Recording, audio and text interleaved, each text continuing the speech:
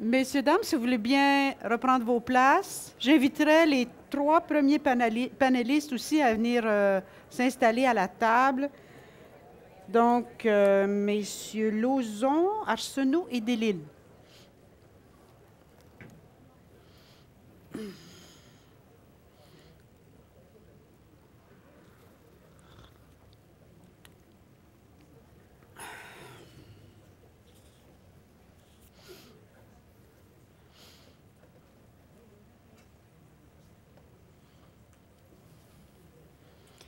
Ici, s'il vous plaît.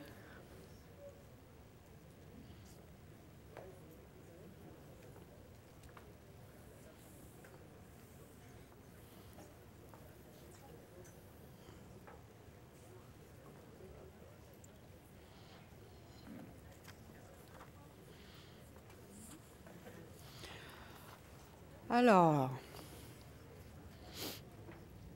est-ce que je peux avoir les intervenants de la Ville de Montréal aussi? Hein? Il y a 3 interventions de nos panélistes, mais après, les questions peuvent aller dans toutes les directions, y compris à la table de la Ville de Montréal. Alors donc, nous avons pensé inviter, pour votre bénéfice, des gens de divers horizons, qui ont tous, d'une façon ou d'une autre, un grand intérêt pour le Vieux-Montréal. Et nous leur avons posé la même question qu'on vous a posée à vous. De quelle personnalité devrait-on doter le Vieux-Montréal pour la prochaine décennie? Ils ont 5 à 7 minutes pour réagir. Et puis ensuite, vous pourrez venir réagir à leurs commentaires. Vous pourrez poser des questions à la Ville de Montréal, leur poser des questions à eux, qu'on continue les échanges qu'on a commencés. En gardant aussi en tête la question qu'est-ce qu'on vient chercher dans le Vieux-Montréal. Et après une vingtaine de minutes de questions, on entendra M. Boumbarou, Mme Godin. Et là, vous allez avoir le panorama complet de nos panélistes et on pourra poursuivre la discussion jusque vers 5 heures. Alors, on va commencer maintenant avec M. Lauzon, qui est, comme je vous le disais, un historien du patrimoine et co-auteur du livre « L'histoire du Vieux-Montréal à travers son patrimoine ». Monsieur Lauzon, vous aviez 5 à 7 minutes. Merci. Merci de m'avoir invité à ce panel. Le caractère premier du Vieux-Montréal, c'est d'être vieux. C'est dans son nom, comme le quartier des spectacles. C'est un quartier de spectacle. Le quartier international, c'est un lieu où on fait des activités à caractère international. Vieux, ça veut dire historique. C'est un quartier historique, c'est un centre historique. C'est sa première spécificité fondamentale. Je pense que tout le monde ici va en convenir. Par ailleurs, ce n'est pas le quartier, le centre historique d'une époque. Ce n'est pas que le lieu de fondation de Montréal. C'est toute la ville de Ville-Marie, c'est toute la ville fortifiée d'où on contrôlait le commerce des fourrures de l'Amérique française à l'échelle de la moitié du continent.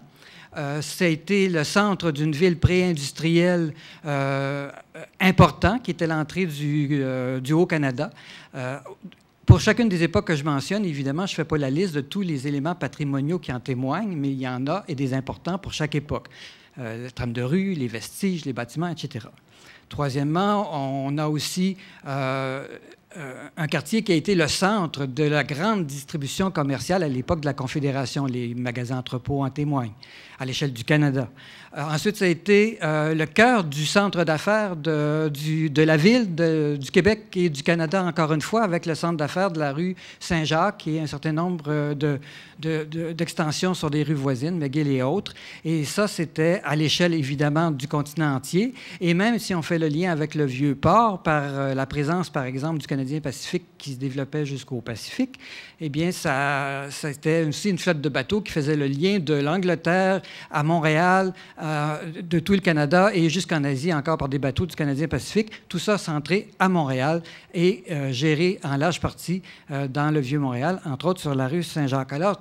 Et une étude de l'INRS, entre autres, a démontré, par exemple, que, évidemment, le Vieux-Montréal n'est pas le seul. Je prends cet exemple-là parmi les 5 exemples, mais vous comprenez que chaque époque que j'ai mentionnée a est d'une immense importance dans l'histoire de Montréal, du Québec, et dans tous les cas, une ère disons, de compréhension ou d'action historique qui touchait de larges pans du continent.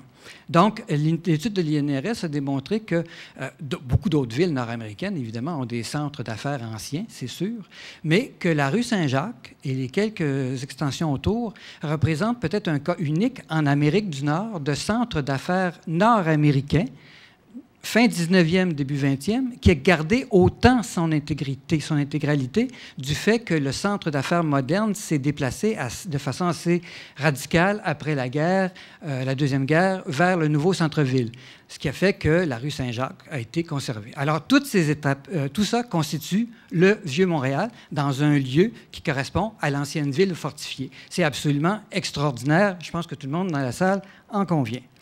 Par ailleurs, donc, le quartier est historique et il y a un patrimoine extraordinaire qui en témoigne dans toutes ses facettes. En termes pour prendre l'expression qui était demandée dans le questionnement sur la personnalité, je pense que le cœur de la personnalité du Vieux-Montréal repose dans la dualité entre ce caractère historique-là, multiple, complexe, riche, et son caractère actuel, et ce de plus en plus, on l'a bien démontré, qui s'est réactualisé au cours des dernières décennies. Alors, cette belle dualité, cette dynamique, cette polarité dynamique entre historique et actuel est au cœur de la personnalité, et je pense que tout le monde souhaite, moi le premier, que ça se poursuive comme ça, que ça se consolide, que la force actuelle et la force historique soient renforcées mutuellement et l'un renforçant l'autre. Alors, pour les prochaines années, quoi faire de plus? En termes, et je me spécialise en interprétation patrimoniale, c'est-à-dire de quoi témoignent des éléments qui nous viennent du passé. C'est ça, faire de l'interprétation patrimoniale. Ça témoigne de quoi? Ça témoigne de quel passé? Je viens de faire une énumération rapide de tout ce dont le Vieux-Montréal, dans son ensemble, témoigne. Donc, que faire de plus dans le Vieux-Montréal? Certainement pas réduire. Certainement pas se dire, ah ben finalement, il y a peut-être une époque plus importante que les autres. On va laisser dans l'ombre le centre d'affaires, on va laisser dans l'ombre le grand centre commercial victorien ou, surtout pas, Ville-Marie, la ville fortifiée française ou le grand centre de commerce des fourrures nord-américains.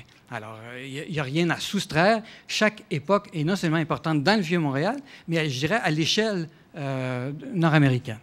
Alors, toutes les époques doivent être considérées. C'est l'approche que la Ville et le ministère de la Culture ont convenue au milieu des années 90 et qui s'est développée jusqu'à ce jour.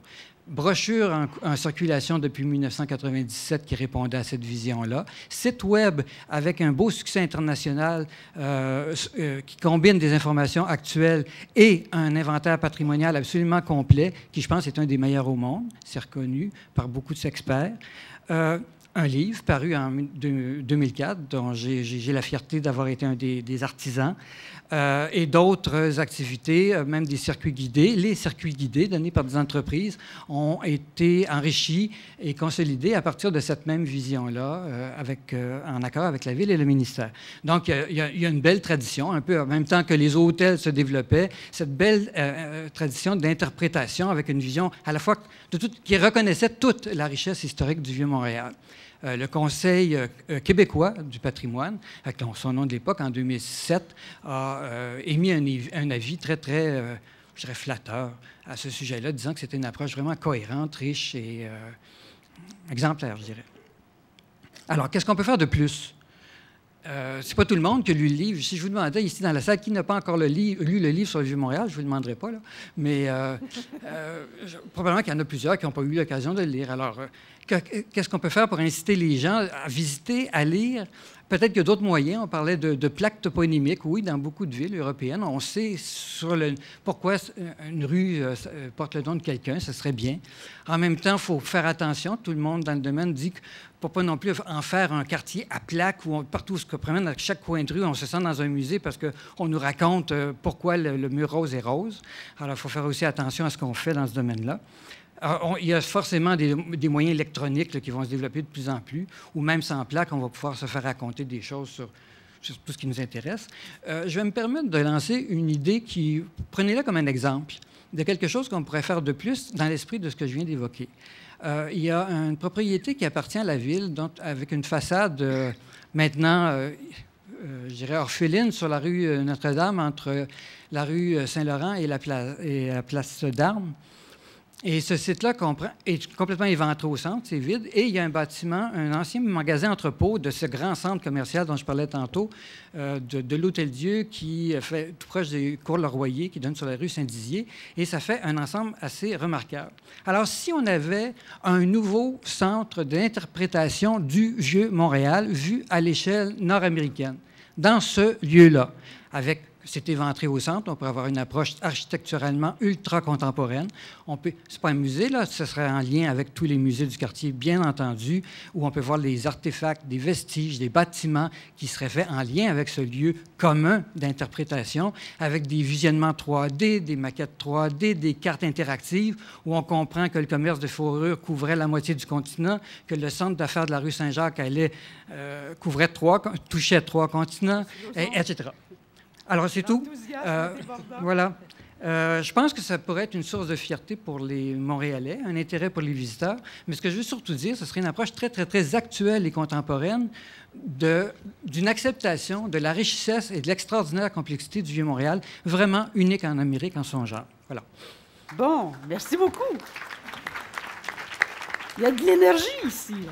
Alors, Monsieur Arsenault, à votre tour. Merci. Bonjour. Quelques rapides réflexions. Moi aussi, j'ai trop de matériel. Alors, vous allez être obligé de me ramener à l'ordre rapidement, j'ai aucun doute. Des éléments de réflexion sur ce qu'est être touristique. On a abordé plusieurs volets. Est une destination touristique celle qui répond aux attentes et aux besoins multiples et complets et complémentaires du visiteur, à la fois dans le logement, dans la restauration, dans les activités, dans la façon de passer son temps, qu'il choisit et qu'il est libre de faire. J'aime bien cette notion-là de dire à quel moment il y en a trop, il n'y en a pas assez. Cette capacité portante, elle n'existe pas. On n'a pas ce contrôle-là, ni de la motivation pour lesquelles les gens viendront dans le territoire. On a beaucoup parlé du caractère historique, patrimonial du quartier. Tant mieux, il n'est pas que ça, il ne peut pas être que ça. On ne peut pas exiger que les gens qui le visitent ne s'intéressent qu'à ça. Et ça peut aller de très loin à, effectivement, des gens qui voudront visiter les 4 musées, à aller à des gens qui veulent tout simplement flâner, qui veulent tout simplement déambuler dans un décor qui est très beau. Et on aurait peut-être tendance à dire, oui, c'est triste, c'est beaucoup plus que ça, il y a une histoire, il y a quelque chose d'autre à comprendre de ce décor-là. Malheureusement, on ne peut pas le censurer. C'est ce qu'on a appris, nous, du point de vue touristique, qu'on n'est pas là pour le censurer ou l'empêcher. Petite anecdote, quand le film le Code da Vinci est sorti dans les salles, il y a eu affluence au musée du Louvre. Le conservateur, sur le coup, a dit ces gens-là, qu'ils retournent à la maison, on veut pas rien faire de particulier pour eux. Et après coup, il s'est dit pourquoi pas l'utiliser, au contraire, comme une prise pour aller chercher ce visiteur-là qui ne venait pas au musée et lui faire découvrir ce qu'est le Louvre, beaucoup plus que la Mona Lisa et cette chose-là. Donc, cette idée-là de ne pas juger du bon ou du mauvais tourisme et du bon ou du mauvais touriste également me semble très important. Autre élément rapide de réflexion, ce clivage-là omniprésent que je connais, moi qui m'intéresse au tourisme depuis plus de 20 ans, entre le Vieux-Montréal et le Vieux-Port. Comme s'il y avait 2 réalités, comme si c'était 2 choses différentes, deux choses qui ne pouvaient pas, qui étaient peut-être même en compétition, et ça m'ennuie un peu. Ce que le Vieux-Port a fait, ce qu'il a compris, c'est d'être un parc urbain qui proposait des activités. Et sa fréquentation, qu'on l'aime ou qu'on ne l'aime pas, répond à des besoins. Qu'est-ce qu'ils ont réussi à faire encore là tout récemment? Ils ont réussi à créer la pêche blanche sur les abords ici, qui est fréquentée. Pourquoi allons-nous dans un endroit touristique comme visiteurs, comme citoyens, comme touristes? Parce que nous allons à la recherche de quelque chose. Le grand handicap du Vieux-Montréal pendant des années était la chose suivante, d'offrir un très beau musée comme Pointe-à-Calière, d'offrir la patinoire ici au marché, d'offrir des choses qui étaient mono-activités. Je quittais mon logis, je prenais ma famille, j'allais faire l'activité, il n'y avait rien autour, je retournais chez moi quand l'activité était faite. Cette notion-là de multi-activité, d'expériences qui répondent à mes besoins, qui vont faire en sorte que je vais sortir de chez moi pour venir dans le Vieux-Montréal, et pas seulement pour son aspect historique et patrimonial. C'est là-dessus qu'il faut travailler. Ce qui nous amène à un deuxième corollaire extrêmement important. Le touriste ne se déplace pas parce qu'on l'a convaincu par de la publicité de venir. Si on pense sincèrement que les grands Montréalais, les gens de la grande région de montréalaise, ont besoin de publicité pour savoir où est le Vieux-Montréal, qu'est-ce qu'on y trouve, c'est un aveu d'échec monumental.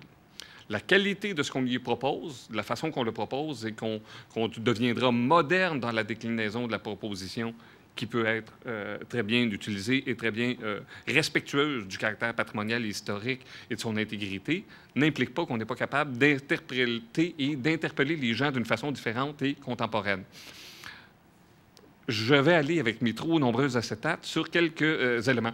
Ma collègue parlait tout à l'heure, effectivement, de l'UNESCO, qui définit 7 facteurs clés de réussite dans la mise en valeur des quartiers historiques. Je ne suis absolument pas un spécialiste là-dedans, mais il y a quelque chose d'extrêmement important qu'on y retrouve.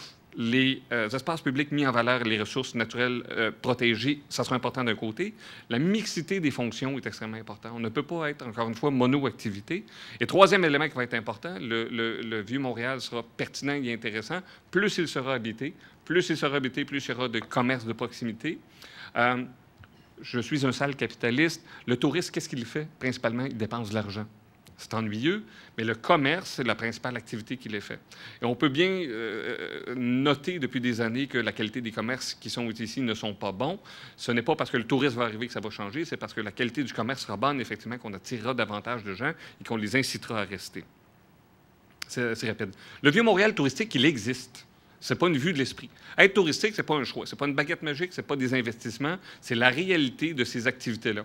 On a maintenant une trame de restauration extrêmement importante. La SADC du Vieux-Montréal fait un travail intéressant avec lequel on voudrait continuer, nous, à l'UQAM, sur cette question-là de l'identité gastronomique. On a une concentration de restaurants. Pas un bon restaurant, pas parce que ce restaurant-là est intéressant, parce qu'on se déplace maintenant dans le Vieux-Montréal pour trouver plusieurs bons restaurants et choisir parmi ceux-là.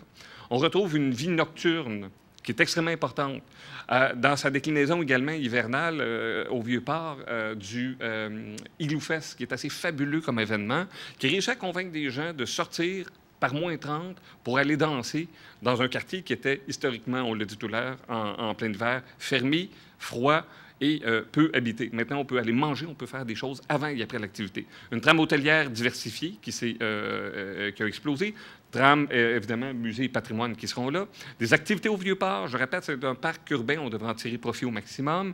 Un terminal de croisière. Dans le document, on disait « Ah, c'est ennuyeux, on n'est que juste un port d'embarquement et de débarquement. » C'est ce qu'on veut être. Quand on veut être touristique, on veut être le port d'embarquement et de débarquement. On ne veut pas être l'escale. Les retombées économiques, les retombées touristiques sont quand les gens arrivent la veille, débarquent à l'aéroport Trudeau, viennent ici. Le tourisme, c'est la résultante, ce n'est pas le déterminant. On ne devient pas touristique, on ne choisit pas d'être touristique. Les gens nous choisissent comme destination. Et il y a là quelque chose de très intéressant. Il y a donc des limites et des avantages au décor. Oui, c'est un décor. On a un avantage. Je parlais, j'ai le plaisir de siéger au conseil d'administration du Parc olympique. On a réussi à faire avec ce lieu extérieur qui est des plus laids à Montréal, qui est un désert de béton, d'en faire avec un minimum d'animation et de promotion, de faire connaître, pas juste de la publicité, mais bien faire connaître les activités. On en a fait quelque chose de pertinent. À plus forte raison, un si beau décor, et je m'excuse pour certaines oreilles sensibles d'appeler ça un décor, mais il y a cet aspect-là qui est important, de la beauté du lieu qui est très importante. On doit donc en prendre profit et tirer aussi le profit de ce tourisme de quartier. On l'a dit, le quartier international, le quartier des spectacles ont développé une uniformité, une homogénéité, un message clair maintenant. Je pense que le Vieux-Montréal doit redévelopper cette image de marque qui est importante. En rafale. Tourisme Montréal, effectivement, nous a parlé, s'intéresse à certains projets dans le Vieux-Montréal et non pas au Vieux-Montréal. Et ça, il faut le ramener. On parle dans son plan de développement du quartier international, on parle du quartier des spectacles, mais on ne parle pas du Vieux-Montréal. On parle de réaménager le Vieux-Port, on parle du silo numéro 5, on a parlé de la gare maritime. On doit redevenir un quartier, un lieu, un district dans lequel il y a une planification qui est faite. Québec a fait des choses fabuleuses et on peut aimer ou moins aimer M. Labombe, mais je trouve que ces images-là, dans l'animation, qui ne nuit pas, qui n'est pas en train de détruire son caractère patrimonial, mais cette animation-là d'une activité moderne, actuelle, qui est le Red Bull Crash Test, qui amène les médias de la Terre entière et qui est fabuleux et qui permet de redécouvrir le quartier ancien par des gens plus jeunes, est intéressant. Ce qu'on a fait avec la Coupe du monde de ski de fond, les faire circuler dans le vieux Québec, de les faire circuler sur les plaines d'Abraham, il y a quelque chose de fabuleux là, de revoir, d'être actuel, d'être moderne, d'aller chercher des nouvelles personnes, malgré qu'on est historique et patrimonial. Nouveau-Saint-Roch, la même chose, c'était très laid, on en a fait quelque chose. Ma collègue a également parlé de Lyon. Très intéressant ce qui s'est fait à Lyon.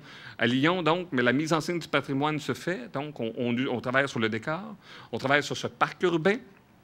On se fait réapproprier, effectivement, les berges. Donc, on est dans une dynamique qui est la même. Et pourtant, l'intégrité patrimoniale et historique n'est absolument pas, je pense, menacée par ces projets-là qui sont extrêmement intéressants.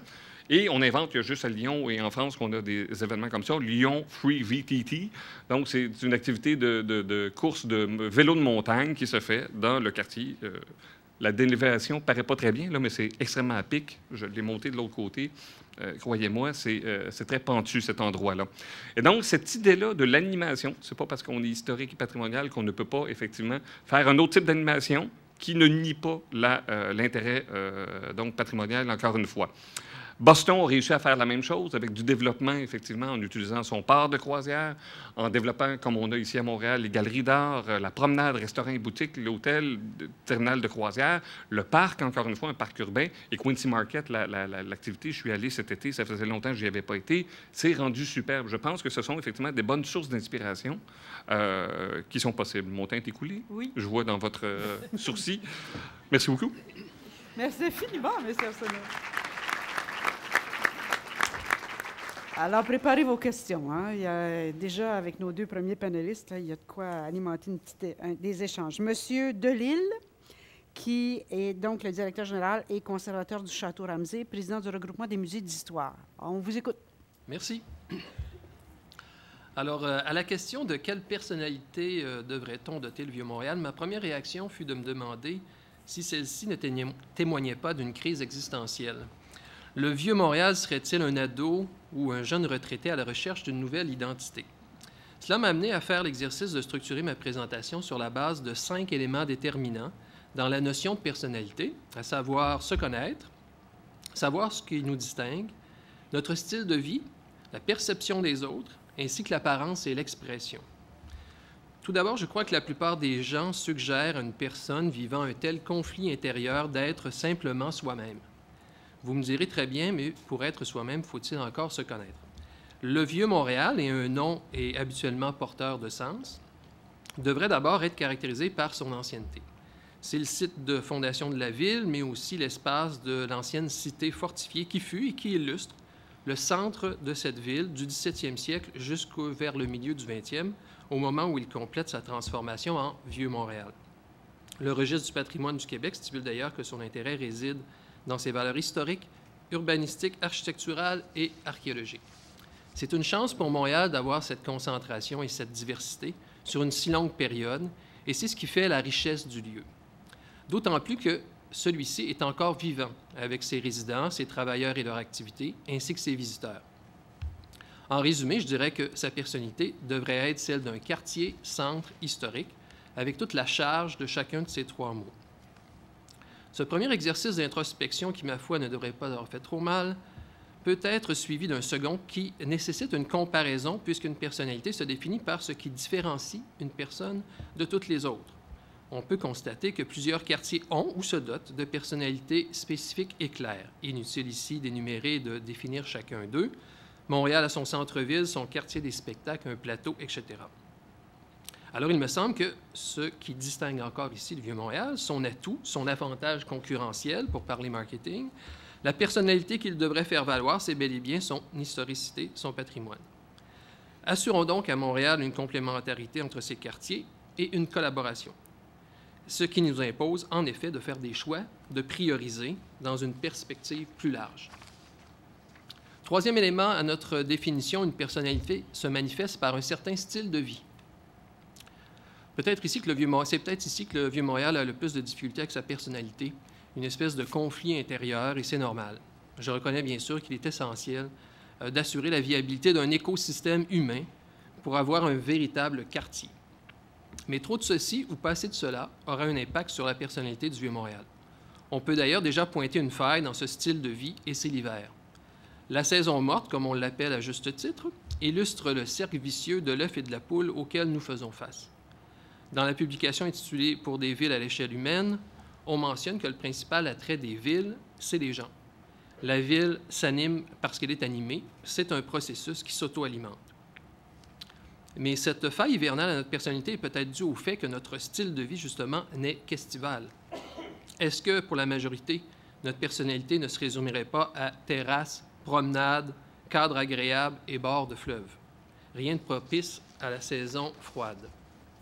J'ai inclus le fleuve parce que c'est un élément essentiel du Vieux-Montréal, historiquement et encore aujourd'hui, pour conserver une bonne partie de son sens et de sa valeur. Il fait plutôt partie du Vieux-Port, mais les gens utilisent sans trop de distinction Vieux-Montréal et Vieux-Port. C'est d'ailleurs, à mon avis, un signe. Le Vieux-Port possède aussi un vaste espace public inexistant dans le Vieux-Montréal. Depuis quelques années, le Vieux-Port a déployé de nombreux efforts pour attirer les gens l'hiver, et ce, avec succès. On dit toutefois que le Vieux-Montréal n'en bénéficie pas suffisamment. Tout cela m'amène à un quatrième élément. Notre personnalité sociale est une création de la pensée des autres. Un sondage sur la perception des gens est heureusement prévu dans le plan.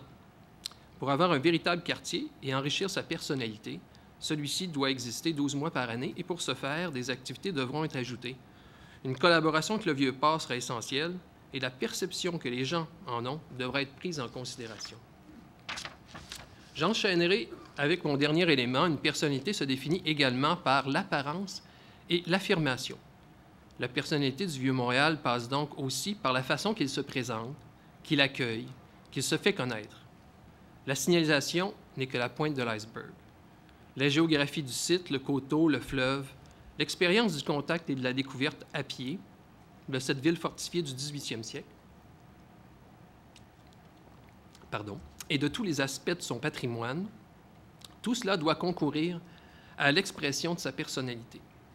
L'accueil, le traitement de l'espace et l'offre de divers outils de communication doivent pouvoir s'adresser aussi aux Montréalais. Le plan de 1998 le prévoyait déjà et parle de développer une fierté collective. L'appropriation du quartier par les Montréalais est importante. Il faut que notre personnalité soit aussi montréalaise et qu'elle s'incarne à travers les Montréalais eux-mêmes. En conclusion, je reconnais qu'il est normal de vivre des crises existentielles à divers âges. Le Vieux-Montréal entre dans une nouvelle phase. Pour moi, sa personnalité, vous n'en serez pas surpris, c'est d'abord celle d'un quartier historique. Mais un quartier historique qui est le véritable cœur de Montréal, le cœur qui bat depuis sa fondation. Mais le cœur n'est pas le seul organe d'un être vivant. Il ne doit pas tenter de jouer le rôle que d'autres quartiers remplissent déjà très bien. Il ne s'agit donc pas, selon moi, de faire du neuf avec le vieux. Nous devrions plutôt nous concentrer sur ce qui nous distingue déjà, l'affirmer haut et fort, soigner de façon cohérente toujours notre apparence et notre style de vie, sans oublier d'aller à la rencontre des Montréalais et d'accueillir nos visiteurs.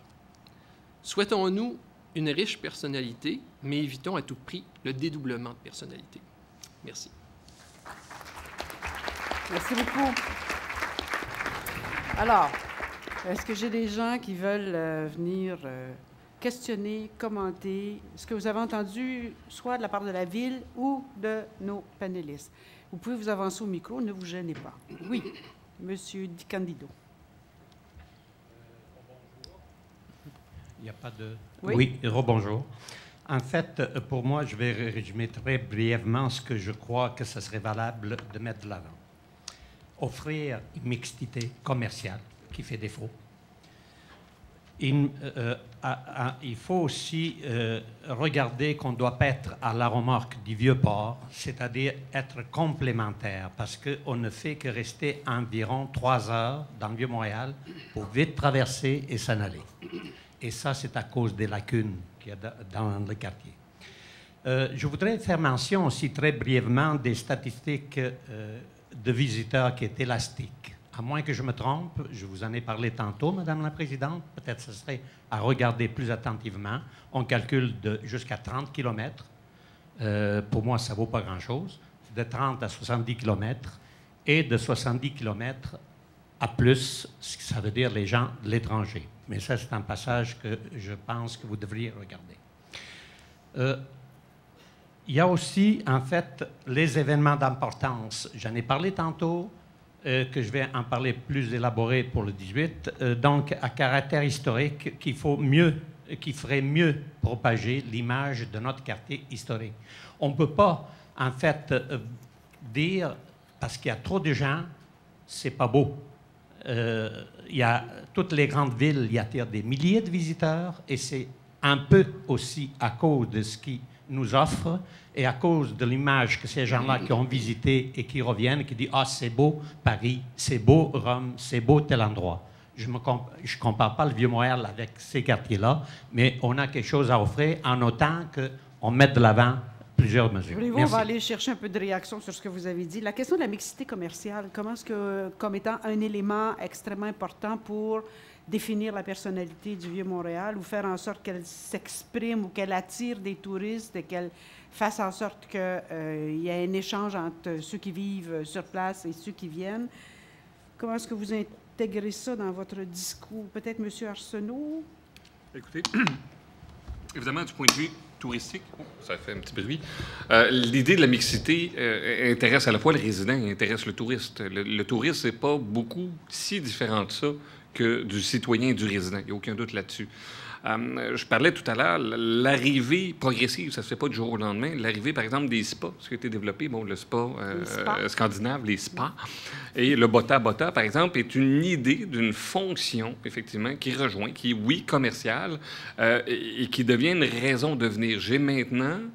Et qui a l'avantage, en plus d'être 4 saisons, comme le sont déjà les musées, comme le sont maintenant les restaurants, comme le sont maintenant les bars et autres lieux de diffusion, on est en train de développer effectivement plusieurs sortes de commerces qui répondent aux besoins à la fois effectivement de ces touristes-là, mais qui répondront aux besoins et qui va faire en sorte que davantage de gens pourront choisir le Vieux-Montréal comme lieu d'habitation. Alors, c'est pas... c'est une obligation, c'est un passage obligé. Tant que ça n'arrivera pas, on n'aura pas davantage de touristes, comme le dit monsieur, qui resteront. Je vais faire une parenthèse. Certains chercheurs en tourisme disent, écoutez, en voyage, on est tous dans la même situation. On dort 8 heures par jour, on passe 2 heures par jour à manger, à se brosser les dents, à prendre notre douche. Essentiellement, on se laisse avec un bon 14 heures disponibles. Le touriste est à la recherche de 6 à 8 heures d'activité dans sa journée, ces activités-là incluant ne rien faire. Si on n'est pas capable d'offrir, par la mixité, plein d'occasions de passer une demi-heure ici, 45 minutes là-bas, 3 heures à Pointe-à-Calière, 1 heure, 15 heures à Château-Ramsey. Un peu plus, je me faisais frapper. Si on ne le fait pas, s'il n'y a pas cette mixité-là, qui n'est pas, c'est pas, comment dire, une vue de l'esprit, là, c'est une réalité. Si on n'offre pas des moyens et des occasions de rester, des occasions variées par cette mixité commerciale-là, on n'aura pas... Ou des difficultés d'arrimage. Il y a l'œuf et la poule, c'est-à-dire quel commerçant sera le premier à arriver et prendra le risque d'attirer ça. C'est probablement le premier risque commercial. D'accord. Mais maintenant, j'aimerais ça vous entendre, les gens qui parlaient d'histoire là, et du caractère historique du vieux, qui est, comme vous avez dit, d'abord le vieux. Alors, est-ce qu'il y a, par rapport à cette importance qu'on accorde tout à coup à la mixité commerciale, une réaction que vous avez? Tantôt, vous disiez un petit peu trop de ceci, un petit peu pas assez de cela. Comment est-ce que vous réagissez par rapport à l'importance tout à coup qu'on pourrait donner à la mixité, au mix commercial? Je pense que c'est essentiel. Comme le disait M. Arsenault, on n'a pas de chiffre. On n'est pas capable de dire après 17, là, c'est trop. On n'est pas rendu comme à Venise à compter aussi le nombre de personnes sur les ponts pour être capable de déterminer où est-ce qu'on peut aller. Tout est une question de dosage, je pense. C'est pas une question d'équilibre, je pense que c'est une question de dosage. Il faut un petit peu plus de ça, puis peut-être un peu moins de ça. Ce qui est sûr, par contre, comme je le mentionnais, pour l'hiver, la mixité commerciale, en tout cas celle actuelle, ne semble pas être suffisante pour permettre une vie au quartier 12 mois par année. Donc, il y a d'autres éléments qui sont manquants. Il y a des lacunes. Mais pour vous, par exemple, M. Delisle, n'importe quel type de touriste est quelqu'un d'intéressant que vous voudriez inviter, chercher, aller chercher ou inviter dans votre musée. Il n'y a pas des clientèles particulières de touristes que vous visez à rassembler chez vous? Oui, non, chaque musée a ses segments qu'il va aller rechercher, mais je pense que d'abord et avant tout, un musée est intéressé à évoluer dans un quartier vivant avec toutes sortes de gens. Je ne lève pas le nez sur les gens qui ne visitent pas le Château Ramsey, bien au contraire. D'accord. Monsieur. Mon nom est Michel Lefebvre, je suis résident du Vieux-Montréal. Une espèce en voie de disparition. Je suis arrivé il y a 30 ans, il y avait 2000 personnes, et là, j'apprends aujourd'hui qu'on est à peine 5000, 0,04 % de la population totale. ne faut pas avoir fait un PhD en marketing pour comprendre que depuis 30 ans, ce quartier a été développé, malheureusement, presque exclusivement pour les touristes. Moi, je veux savoir en quelle année je vais pouvoir faire réparer mes bottines chez un cordonnier dans le Vieux-Montréal, en quelle année je vais pouvoir faire remplir mes prescriptions dans une pharmacie, et surtout en quelle année je vais pouvoir manger, parce qu'il faut aller sur la rue Sainte-Catherine pour faire ses courses. Alors, tout le quartier a été, et j'y suis depuis 30 ans, donc c'est parce que j'aime ça, j'adore ce quartier de façon là, inconditionnelle. Et moi, je me promène l'été pour aider les touristes à trouver leur chemin, donc je n'ai pas de problème avec les touristes, je n'ai pas de problème avec le développement immobilier, je n'ai pas de problème avec les calèches. J'ai un problème de qualité de vie au quotidien. Pourquoi, si j'habitais Rosemont, j'irais sur la rue Masson ou la rue Beaubien? Si j'habite Outremont, j'ai la rue Laurier, la rue Bernard. Si j'habite Maisonneuve, j'ai la promenade Ontario. Et dans le Vieux-Montréal, je suis obligé, et ça ne me dérange pas, d'aller sur la rue Sainte-Catherine, place du Puy, pour m'acheter du poisson. Mais ça vous dérange. Comment? Ça vous dérange. Vous aimeriez avoir... Oui, ça me dérange parce que j'ai l'impression qu'on n'a pas pensé aux 5000 résidents. Et vous avez raison quand vous dites que ce quartier, il faut qu'il soit développé. Une chose qu'on a oublié de mentionner, et ça, c'est assez malaisant, comme disait ma mère, c'est qu'il y a beaucoup de promoteurs immobiliers qui ont fait des campagnes de marketing pour vendre leur appartement à des étrangers. Donc, il y a des gens qui habitent mon building qui sont des locataires. J'ai absolument rien contre, sauf qu'ils sont moins impliqués dans le développement du quartier. Alors, ma question est très simple. En quelle année je vais pouvoir aller chez un cordonnier dans le Vieux-Montréal? Ah, alors, M. Choquet.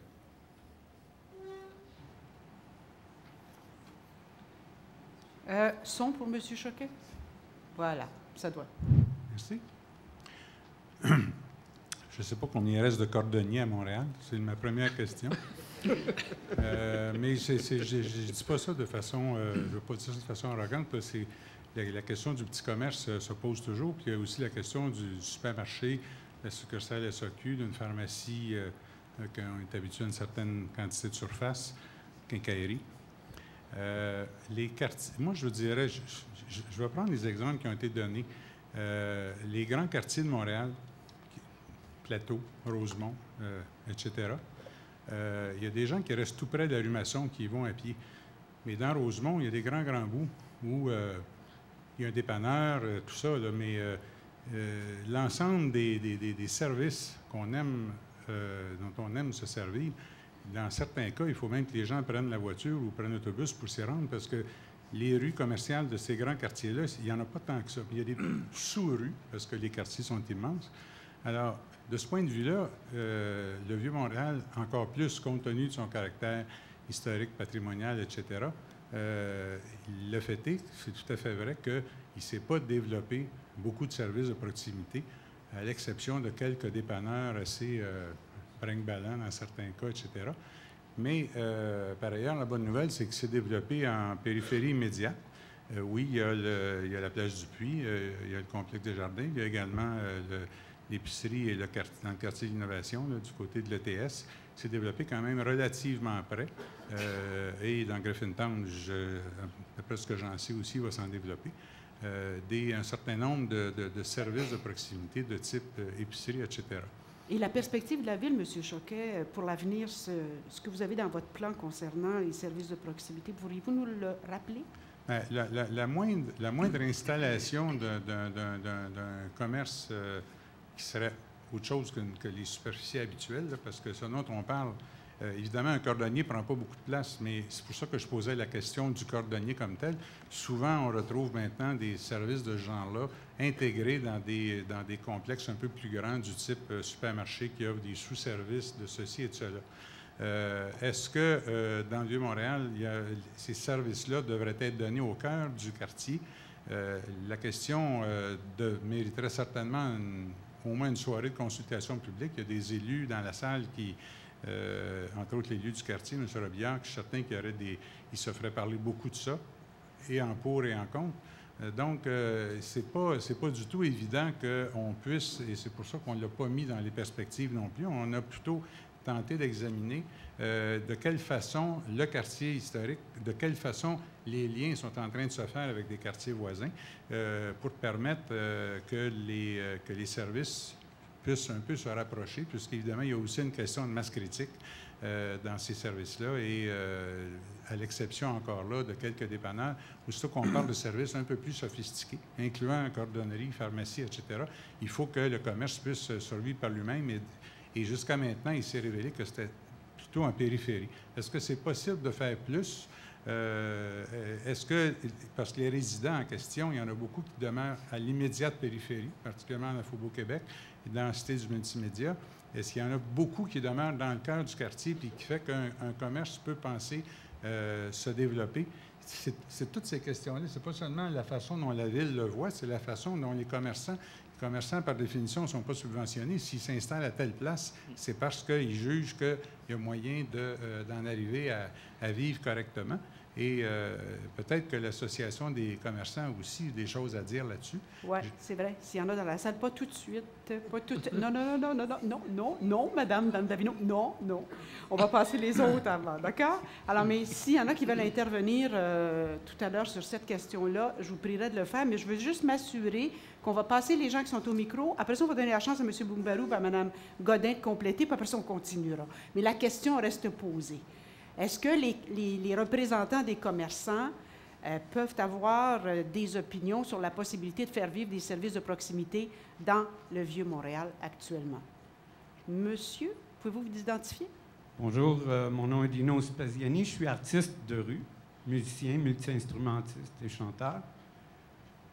En préambule, cette semaine, j'ai vu un petit bijou de reportage à Radio-Canada qui démontrait la campagne de séduction de Fred Pellerin en France, puis le succès de Saint-Élie de Caxton et du travail communautaire qui se fait à l'intérieur d'un petit village qui bientôt va gagner sur Montréal en présence dans le temps, 2, 3, 4 jours, où des touristes français vont venir faire un tour parce que la campagne fonctionne. J'ai été témoin. Ça fait juste 3 ans que je me procure mon permis d'artiste de rue de l'arrondissement Ville-Marie. Et je suis témoin depuis 3 ans d'une adversité malsaine entre artisans, artistes de rue. On vient de créer un nouveau comité paritaire pour les amuseurs publics et artistes de rue. J'en fais partie. Par contre, ma question, c'est est-ce qu'on aura une place dans l'avenir du Vieux-Montréal? C'est ça. Et puis, est-ce qu'éventuellement, on pense arriver à encadrer cette activité-là, justement pour qu'il y ait une convivialité entre résidents, artisans, commerçants, artistes, touristes, et puis qu'on arrive à de quoi de...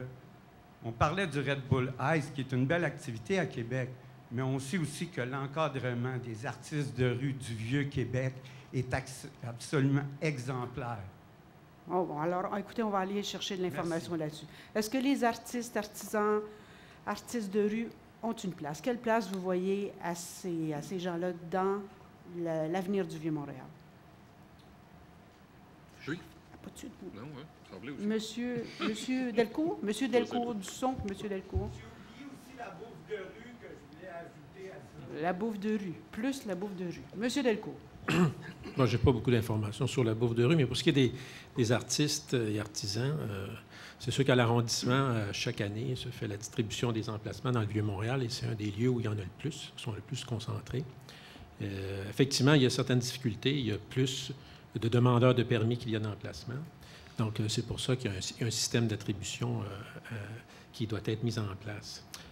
Cela dit, il y a dans le document qui vous est présenté aujourd'hui, il y a des propositions pour resserrer certains critères pour que la qualité des installations sur les places publiques soit améliorée, mais d'aucune manière, il est dans les intentions de limiter la présence de des amuseurs publics ou des artistes et artisans qui font partie de l'animation du Vieux-Montréal. Mais les voyez-vous en plus grand nombre? Pour l'instant, je ne crois pas qu'il est dans nos intentions d'en augmenter le nombre, puisque les places sont quand même limitées. Il y a plus de demandes que de places que vous avez. Oui. Je dis ça comme ça. C'est sûr qu'on mentionnait tantôt que le Vieux-Port est un vaste espace public, mais on ne contrôle pas cet espace-là. Vous ne comptez pas cet espace-là? Non, la Ville ne contrôle pas cet espace-là. Vous ne contrôlez pas? Oh, d'accord. Oui, ça c'est Et vrai, je ne crois pas qu'il y ait d'amuseurs publics et d'artistes qui sont au Vieux-Port. Donc, tous les artistes et artisans se concentrent à l'intérieur du Vieux-Montréal, sous juridiction de la Ville. Bon, alors, permettez-moi une troisième question, puis après ça, on va s'arrêter là-dessus. Est-ce que ça fait partie de vos discussions avec le Vieux-Port que d'assurer une présence d'artistes et d'artisans dans le Vieux-Port? Pour l'instant, non? Non. D'accord. Sur votre deuxième question, monsieur, la question de la convivialité, là, demain soir, on entre là-dedans. On est vraiment dans comment est-ce qu'on peut faire pour cohabiter. Monsieur Arsenault, avez-vous un commentaire, vous, sur l'importance de l'animation, les festivités, pas plus que ce que vous avez déjà dit? Mais la bouffe de rue, effectivement, aussi, c'est une problématique montréalaise, mais nécessaire de régler. Ça participe, effectivement, de la qualité de l'expérience. D'accord. Madame. Bonjour, mon nom c'est Lama Sfer, je suis formée en architecture, je travaille au Centre canadien d'architecture, mais je parle au nom d'une résidente, donc je suis une résidente à Montréal. Je pense qu'il y a 4 problématiques qui pourraient être intéressantes à traiter. La première, c'est l'embourgeoisement et l'écart social, donc ayant une valeur immobilière très haute au Vieux-Montréal et les commerces qui sont présents sont principalement des commerces de tourisme et de luxe, ce qu'il faudrait faire par rapport à cette question-là. Le deuxième point, c'est le social, donc comme monsieur le disait, les commerces de rue qui sont plus durables que les petites activités, bien sûr, qui sont importantes pour les animations pour les touristes, qui ne durent pas beaucoup, qui sont parfois saisonnières seulement, mais qui n'impliquent pas les personnes qui habitent, tous les Montréalais aussi, Monsieur Montréal commun, tout le monde.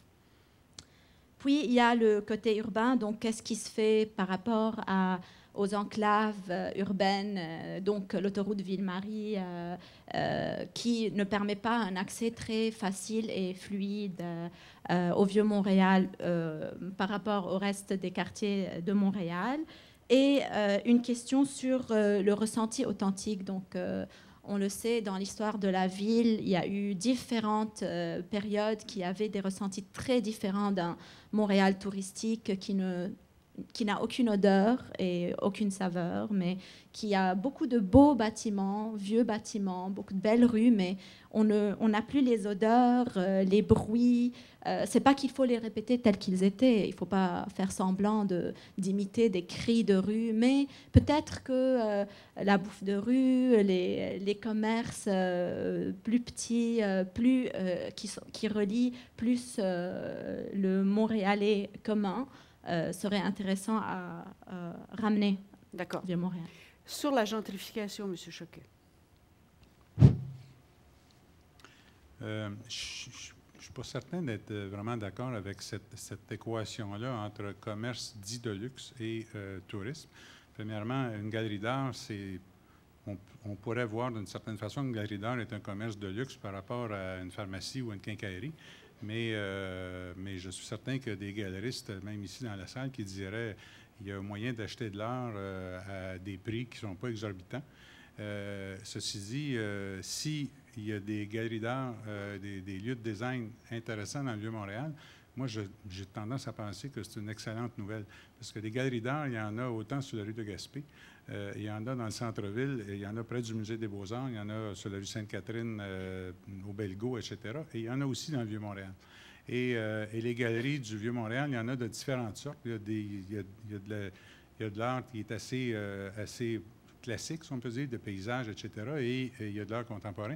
Il y a un peu de tout. Et moi, cette diversité-là m'amène à penser que c'est plutôt sympathique que le Vieux-Montréal soit aussi perçu par les créateurs comme un lieu d'avenir, une capacité de vendre de l'art et tout ce qui tourne autour de ça, moi, m'apparaît intéressant. C'est certainement, on peut l'identifier à la gentrification, mais disons que dans le cas de la gentrification, il est un peu tard pour revenir en arrière. Je pense que le Vieux-Montréal est, de façon très générale, compte tenu des valeurs immobilières, un quartier où les immeubles se vendent assez cher. Et malgré ça, il me semble qu'il y a encore des commerces qui sont relativement accessibles, ne serait-ce que du côté de ce que je disais tantôt. L'autre élément que je retiens, c'est la question de l'autoroute. Mm-hmm. Oui. Mm-hmm. La question, plus largement, la question du soi-disant enclavement du Vieux-Montréal, ce qu'on explique dans le document, c'est que ce désenclavement-là est largement en marche, mais qu'il est inégal selon qu'on regarde du côté ouest, du côté sud, du côté est. Mais c'est quand même, à cause notamment tout ce qui s'appelle maintenant quartier international, l'objectif était, entre autres, de relier le vieux centre-ville, le vieux centre historique, le vieux centre-ville historique même, au nouveau centre-ville. Et globalement, ce n'est pas nous qui le disons seulement, on pense que c'est globalement un succès. Et les entrées, les accès au Vieux-Montréal par la rue McGill, par la Bleury, se sont beaucoup améliorés quand on pense au square Jean-Paul Riopel, etc. Ce qu'on identifie dans le document, c'est que du côté est, c'est vrai qu'il y a beaucoup de travail à faire encore parce que l'autoroute n'a pas été recouverte, alors qu'elle l'a été à cause du Palais des Congrès et d'autres des immeubles à côté, l'OCI, etc. Alors que du côté est, il y a encore du travail à faire. Le CHUM, passons par-dessus la silhouette qu'on est en train de découvrir tranquillement. Il y a certainement des opinions assez variées sur le sujet, mais si on parle de désenclavement, si on parle de lien, la façon dont le métro Champ-de-Mars et tout l'accueil va pouvoir se faire, on peut penser quand même qu'il y a aussi espoir qu'éventuellement, et c'est un des éléments sur lesquels on veut travailler, que l'accès au Vieux-Montréal par la rue Saint-Denis s'améliore au cours des prochaines années. La partie entre Saint-Denis et Saint-Laurent, il y a encore évidemment beaucoup de réflexions. On parle du quartier de la santé, de la technopole de la santé, etc. Je pense que c'est des choses pour la génération qui vient. Ça serait étonnant qu'au cours des prochaines années, on puisse parler vraiment de recouvrement. Ce sont des coûts élevés. À ma connaissance, les collègues de la Ville étudient la question, mais il n'y a pas de plan à court terme là-dessus. OK. Allons-y. Monsieur. Je suis résident. Oui, okay. allez-y. Un résident. Je recommence. Je suis Jean Valade. Mon nom c'est Jean Valade. Je suis résident de Montréal.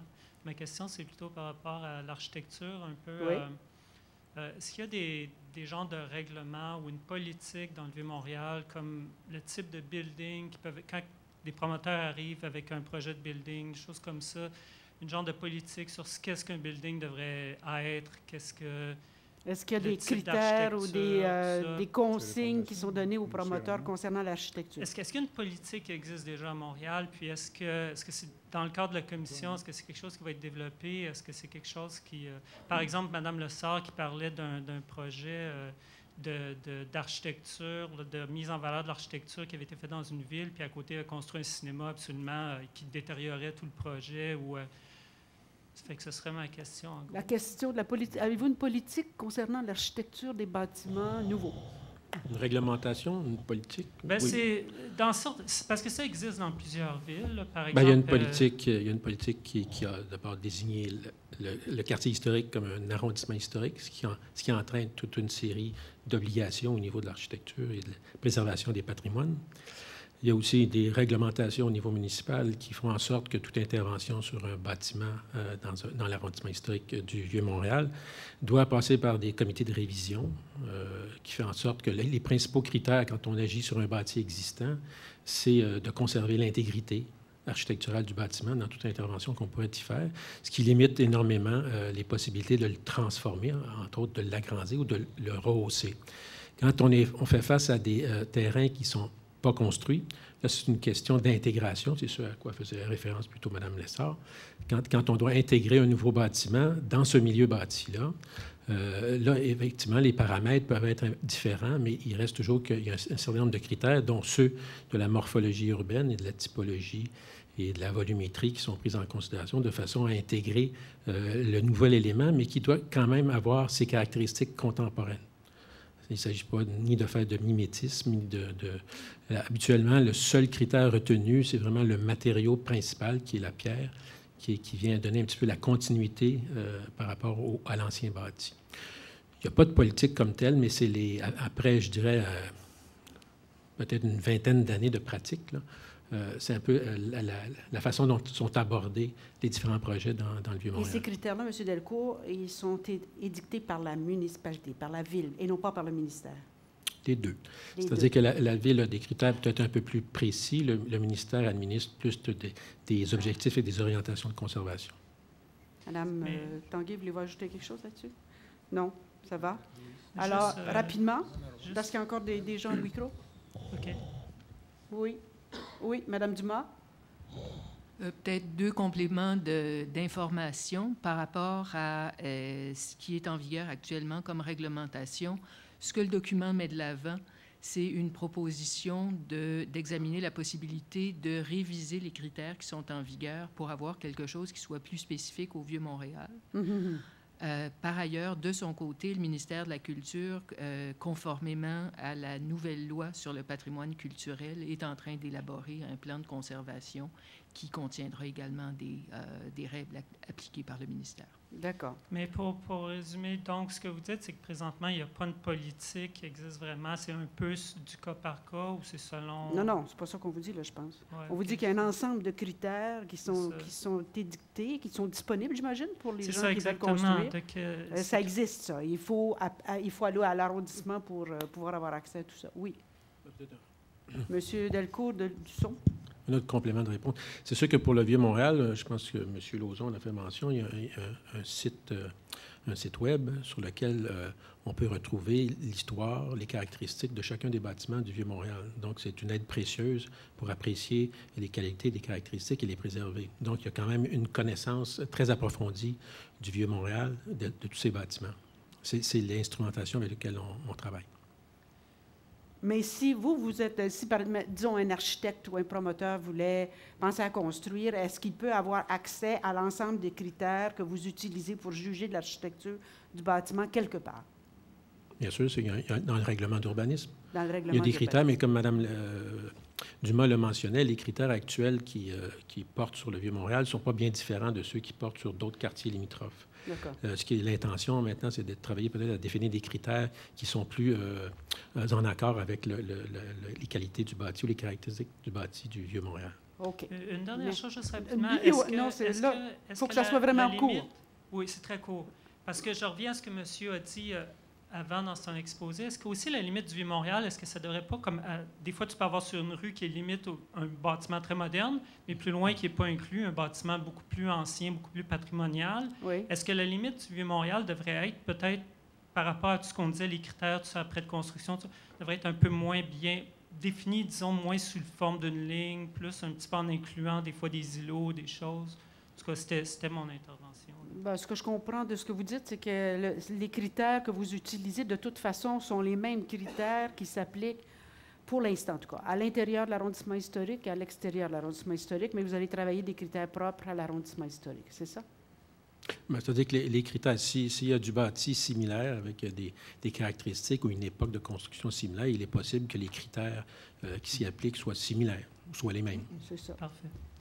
Merci. Monsieur. Oui, bonjour. Louis-Philippe Frappier, architecte. La question, je pense, vise un peu qui pourra émettre une opinion. Étant donné que le Vieux-Port est de juridiction fédérale, quel est le lien, si ce lien existe, avec un intervenant au niveau du fédéral qui pourrait participer ou avoir une écoute ou une oreille attentive sur le développement futur de ce plan pour soutenir les efforts qui vont être appliqués dans le développement du Vieux-Montréal et de protection?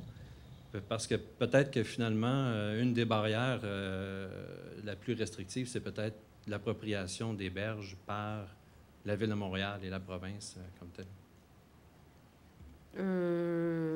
Attendez, bien sûr que je vous comprends. Vous faites le constat que le Vieux-Port est de juridiction fédérale, alors que le Vieux-Montréal est de juridiction provinciale et municipale. C'est ça, dans les et là, comment est-ce qu'on peut s'assurer qu'il y ait une bonne connexion entre je pense que les c'est deux? un partenaire essentiel dans l'élaboration d'un plan et surtout dans en parlant du silo du numéro plan. 5, qui est le monstre là, qui dure depuis des années. Là. On sait que le fédéral veut faire des interventions, mais est-ce que le fédéral fait ça indépendamment de toute considération sur le futur plan du Vieux-Montréal? D'accord. C'est l'idée de mettre tout le monde à la même table et de travailler de façon collégiale. Comment est-ce que vous travaillez avec, au fond, la Société immobilière du Canada maintenant? La question est particulièrement pertinente actuellement à cause, évidemment, du transfert qui a été fait de la Société du Vieux-Port à la Société immobilière du Canada. Je pense que mes collègues et les gens dans la salle qui suivent les enjeux d'aménagement seront d'accord pour dire que, jusqu'à maintenant, en tout cas, ce que la SIC, la SIC, a fait à Pointe-du-Moulin comme démarche est assez exemplaire. Je pense que tout le monde s'est senti impliqué. Là, pour l'instant, il y a eu comme une petite baisse d'énergie parce que je sais il y a d'autres projets sur lesquels ils travaillent qui leur ont causé des soucis. Mais par ailleurs, l'intégration ou au moins oui, je pense que c'est l'intégration, même si ça va être une section un peu distincte de la Société du Vieux-Port, va devoir amener les autorités de la Ville et celles de la Société immobilière du Canada à réexaminer l'ensemble de leur rapport. Ce qu'on ne sait pas encore, c'est au-delà de l'aspect administratif de cette intégration-là, est-ce que les objectifs du gouvernement du Canada dans le cas du Vieux-Port, incluant Pointe-du-Moulin, comment tout ça va s'articuler? Vous savez que la Société immobilière du Canada a une façon très différente de fonctionner que la Société du Vieux-Port, qui est une société plus classique, qui reçoit des sous pour aménager, pas pour aménager, mais pour animer un territoire, alors que la SIC doit être autosuffisante. On ne sait pas encore, parce que tout ça est arrivé très, très récemment, quel impact ça va avoir. Les choses certaines, la Ville et le gouvernement du Québec ont tout intérêt à avoir les rapports les plus serrés, les plus rapprochés possibles avec les autorités de la SIC, ce qui est le cas actuellement. Mais au moment où ils vont être en mesure de pouvoir en dire plus sur leurs orientations, on va devoir certainement s'asseoir avec eux pour voir comment on peut favoriser un développement le plus harmonieux possible entre ces deux territoires-là, qui sont historiquement le même territoire, sociologiquement le même territoire. Ouais. Alors, vous êtes au cœur de l'actualité. Si vous avez des choses à dire sur les liens Vieux-Port, Vieux-Montréal, les liens ville et SIC, c'est le temps de profiter de cette consultation-là pour le faire. J'en ai rien, peut-être, là, rapidement, sur le plan de protection, parce que j'ai travaillé sur des projets. M. Dauphinet a fait partie d'une équipe ensemble là, sur un projet qui impliquait la proximité avec le plan de protection du Mont-Royal. Alors, en tant qu'architecte, je veux juste soulever la préoccupation que beaucoup de professionnels ont, qui travaillons étroitement en première ligne avec les développeurs, c'est est-ce que le plan va figer le Vieux-Montréal pour une certaine période d'années, le temps que tout soit mis en place et ralentir peut-être un certain développement qui est nécessaire à la vie, finalement, du développement. Madame Dumas. D'accord, allez-y. On est dans une situation très différente dans le cas du Vieux-Montréal que dans le cas du Mont-Royal. Quand on a travaillé sur un plan de protection pour le Mont-Royal, on travaillait sur un plan pour un territoire qui était un arrondissement qui venait tout juste d'être décrété, alors que dans le cas du Vieux-Montréal, on parle d'un arrondissement qu'on gère depuis des années, et puis somme toute, dans le bilan qu'on a fait un peu plus tôt, sans trop de dégâts. Donc, c'est un différent type d'enjeu. On est en train de voir comment est-ce qu'on peut consolider les acquis, comment est-ce qu'on peut aller plus loin. Alors, il n'y a aucun changement d'anticiper en termes de gestion des interventions. Oui, c'est plutôt au niveau de la lourdeur administrative qui pourrait découler. Aucun changement anticipé à ce niveau-là. Parfait. Bon, alors j'inviterai nos trois participants qui veulent poser des questions à se tirer une chaise. Vous allez être les trois premiers à intervenir, mais je voudrais donner la parole à nos deux derniers panélistes et vous pourrez tenir compte de ce qu'ils vont raconter aussi. N'allez pas trop loin, vous allez être les premiers à intervenir. Alors, M. Boumbarou, Mme Godin, merci beaucoup. Et vous en allez pas trop loin non plus, les trois qui viennent juste d'intervenir. Merci beaucoup. Ça a été fort intéressant. Alors, donc, deux autres expériences différentes, celle de M. Boumbarou avec Héritage Montréal et celle de Mme Godin, qui, évidemment, est une travailleuse avec Sidley, une travailleuse du Vieux-Montréal, mais aussi une professionnelle de la création. Alors, leur vision de l'avenir du Vieux. Monsieur Boumbarou.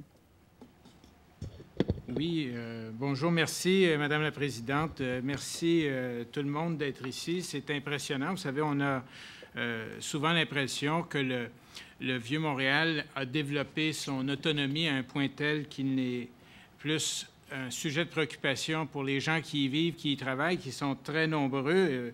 On a eu évidemment l'impression que ça diminue avec la résidence, mais ce qu'on constate avec cette consultation, c'est très rassurant, c'est que c'est un enjeu pour tous les Montréalais. Puis c'est déjà très important. On espère même que ça pourra éveiller des idées à l'occasion des réflexions sur la métropole entière, puisque le Vieux-Montréal, c'est aussi un point de fondation à l'échelle de toute la région métropolitaine. On a parlé des valeurs historiques, des personnalités. Peut-être se rappeler que si on veut essayer d'organiser les choses, on a 2 grands arrondissements historiques au Québec, puis je parlerai du terme arrondissement historique, puisque le terme qui a été employé, là, qui est une dérive, je dirais, plus de lexique administratif que de sens réel, là, quand on parle du site patrimonial de Montréal, vous imaginez bien qu'on n'est pas pour accepter qu'il n'y a que cela. Alors, il faut une utilisation d'un terme plus clair. La Ville de Montréal est libre de ne pas employer le terme de la loi sur le patrimoine culturel. On l'en encourage. L'arrondissement historique, donc, de Montréal est celui de Québec. Celui de Québec, c'est le siège du pouvoir politique. La grande majorité du territoire dans cet arrondissement est d'ailleurs de propriété gouvernementale ou publique, ce qui est une distinction majeure par rapport à la République marchande qu'est le Vieux-Montréal, avec sa diversité de fonctions. Son architecture est d'abord commerciale et évidemment un rayonnement qui a été celui d'une ville de frontières qui était presque interdite à l'origine. Alors, c'est 2 aventures qui sont intéressantes à comparer. Évidemment, dans le cas du Vieux-Montréal, peut-être la personnalité, mais le mot qui me vient, c'est presque cette notion d'invisibilité. On parle beaucoup du Mont-Royal. C'est vrai que le nom de Montréal découle davantage du geste de Jacques Cartier, là, pour être vraiment clair, hein, en octobre 1535, il a inventé Montréal avant même que Ville-Marie ne soit fondée, en donnant son nom à la montagne, sur laquelle aujourd'hui beaucoup d'attention est mise, à forte raison. Mais le Mont-Royal a cette qualité de visibilité, puisqu'on peut être dans les Laurentides sans apercevoir les cantons de l'Est, Corvéil, finalement. C'est un lieu qui a... Les gens vont toujours essayer de se l'approprier, de savoir ce que c'est. Le Vieux-Montréal n'a pas cette qualité et de plus en plus de gestes sont posés qui en font en fait un élément qui est en train de disparaître de l'espace visible. Et pensons, on a parlé du CHUM, mais pensons, là, ces jours-ci, il y a des projets de condominium, des tours qui se font de l'autre côté de la ligne. Madame Lessard a mentionné à quel point les limites sont des éléments qui font la différence entre le bien et le néant. Comment se fait-il qu'on n'ait pas une approche territoriale qui situe le Vieux-Montréal dans un ensemble beaucoup plus large? Je pense que ce sont des questions qui méritent d'être posées. J'apporterai, Madame la Présidente, l'observation qui vient pas juste d'une expérience d'héritage Montréal. Vous savez qu'on a milité longtemps pour que le périmètre soit agrandi. C'est un périmètre de 1964 qui avait sa motivation qui était sans doute d'éviter de gêner certaines constructions qui aujourd'hui poseraient question. Mais en 1993, le territoire a été agrandi. On en est très heureux. Il a été placé par des raisons de convenance dans le milieu de la rue Saint-Antoine. Pourquoi est-ce que la rue La Gauchetière, qui est plus ancienne que bien des rues du Vieux-Montréal actuel, n'a pas été incluse? Ça nous aurait évité bien des discussions, puis ça nous aurait peut-être fait comprendre que le Vieux-Montréal n'est pas une île lointaine, mais vraiment un élément fondateur d'un réseau de rues et d'axes. Peut-être qu'il y a des... J'essaie de regarder dans mes notes, mais ce que je voulais dire aussi, c'est que on a parlé de l'UNESCO, c'est bien l'UNESCO. Moi, j'étais juste le secrétaire général de l'ICOMOS qui conseille l'UNESCO en matière de patrimoine, notamment de patrimoine urbain, de sites comme le quartier historique. Effectivement, Mme Lessard a bien mentionné qu'il y a toute une espèce de litanie de catégories qu'on peut décrire, mais de plus en plus, ce qui pose un grand défi à l'échelle internationale, c'est la notion des paysages urbains vivants. Alors, c'est les paysages identitaires, c'est comment la forme de la ville identifie des choses. Installez-vous à l'angle des rues Sherbrooke et Saint-Urbain, par exemple. Qu'est-ce que vous avez? Vous avez ce que nous avons vu sur la présentation de la Ville de Montréal, c'est-à-dire le clocher de Notre-Dame. Je pense, M. Tremblay, que c'est le clocher Tempérance, hein? Le clocher Est. Bien, ces situations entre le vieux Montréal et le reste de la ville, est-ce qu'il y a moyen de travailler là-dessus, autrement qu'à travers des échantillonnages, des forages visuels, mais peut-être vraiment de lui donner de la présence? C'est un défi qui se pose également au niveau du quartier des spectacles, et peut-être qu'on devrait renforcer l'alliance entre les deux grands arrondissements, territoires patrimoniaux emblématiques de Montréal, l'arrondissement historique, le premier quartier, le quartier fondateur, et la montagne, qui est la source de notre identité aussi. C'est des choses qui seraient cohérentes avec la notion de paysage urbain, de lien visuel, mais aussi de parcours. On a beaucoup parlé d'usage, et M. Arsenault rappelait que peut-être que des mots qu'on devrait arrêter de chasser, voire d'interdire, la notion de flânage, la notion de promenade, de promenabilité, comme on aime bien amener à Héritage, ce sont des éléments qu'on pourrait ramener, non pas à l'intérieur du sous-marin patrimonial que serait le Vieux-Montréal, mais du Vieux-Montréal vers les autres quartiers à partir d'eux et vers ensuite. En faire des expériences nord-sud, est-ouest. Imaginez que le Vieux-Montréal ne s'arrête pas en plein dans le milieu de l'eau, puis que de l'autre côté, c'est les terres inconnues. Le parc Jean-Drapeau, qui est un immense défi de gouvernance aussi bien que de sens pour la ville. Le premier grand parc de Montréal, 1874. Je sais qu'on est au 19e, certains sont allergiques à ce siècle, mais pour nous, c'est un élément fondateur de la métropole. Nous, on parle métropole ici. Eh bien, de l'autre côté, il faut trouver une façon de recréer cette alliance. Le fleuve est absent. Le Vieux-Montréal est un des micro-endroits où on a réussi à établir un lien. À l'échelle d'une île qui fait 50 km, d'avoir peut-être quelques centaines de fenêtres sur le fleuve, c'est peut-être un peu en deçà de ce qu'on est capable de faire, mais commençons avec ça, mais ne restons pas là. De grâce, essayons d'aller plus loin. Poussons vers le pont, poussons vers le canal, vers Pointe-Saint-Charles. On a des circuits extraordinaires. Il faut désenclaver. L'occasion qui se présente, qui est intéressante, c'est avec justement cette reconfiguration des administrations fédérales de l'autre côté de la rue. Bien, peut-être qu'on peut avoir enfin un plan d'ensemble. Je vous rappellerai, je ne sais pas s'il me reste encore une minute. Oui. Voilà, c'est ça, c'est toujours ça. La parole citoyenne est interrompue. Non, mais il reste les mémoires, là. Vous pouvez revenir. Mais je vous rappellerai qu'en 1985-86, il y a eu quelque chose de fondateur à Montréal, c'est la consultation publique sur le Vieux-Port de Montréal. Ça a mené à la protection de la montagne, ça a mené au Musée des Beaux-Arts, ça a tiré son inspiration de McGill College, qui était elle-même une consultation qui a mené au quartier international comme modèle, etc. Pourquoi est-ce qu'on n'a pas gravé dans la pierre les principes qui se dégagent de ces consultations? On a placé sur le Champ de Mars une grande déclaration sur l'égalité et la diversité culturelle et raciale. C'est excellent, c'est essentiel à l'ADN d'une ville moderne. Mais peut-être qu'on devrait marquer à travers ce territoire qui a motivé les gens. Puis j'entendais tantôt des gens qui disaient que ça manque de plaques, qu'il n'y en a aucune ici. Allez au coin de la rue de Bonsecours et de la rue de la Commune. Vous allez voir là des plaques qui remontent à 1892. Elles sont en marbre. Les Montréalais, depuis des décennies, des générations, ont célébré l'an dernier le 150e de la Société d'archéologie numismatique, Château de Ramsey, se mobilisent pour leur patrimoine ici et ailleurs. Peut-être que le lien entre le ici et ailleurs, c'est le grand défi de cet exercice de planification pour que le Vieux-Montréal ne soit pas ailleurs, il soit ici, pour tout le monde. Merci. Ce sera l'élément de sa personnalité, puisqu'il doit nous appartenir à tous. Nous y avons investi tant de centaines de millions de dollars. Merci. Merci, M. Bourbon. Alors, Mme Godin, vous êtes la dernière et non la moindre. On vous écoute nous parler de votre vision. Bon, bien, j'espère que, bon, étant la dernière panéliste, ça fait beaucoup de choses. Je pense qu'il y a beaucoup de choses intéressantes qui s'est dites, autant par les panélistes, les premiers panélistes.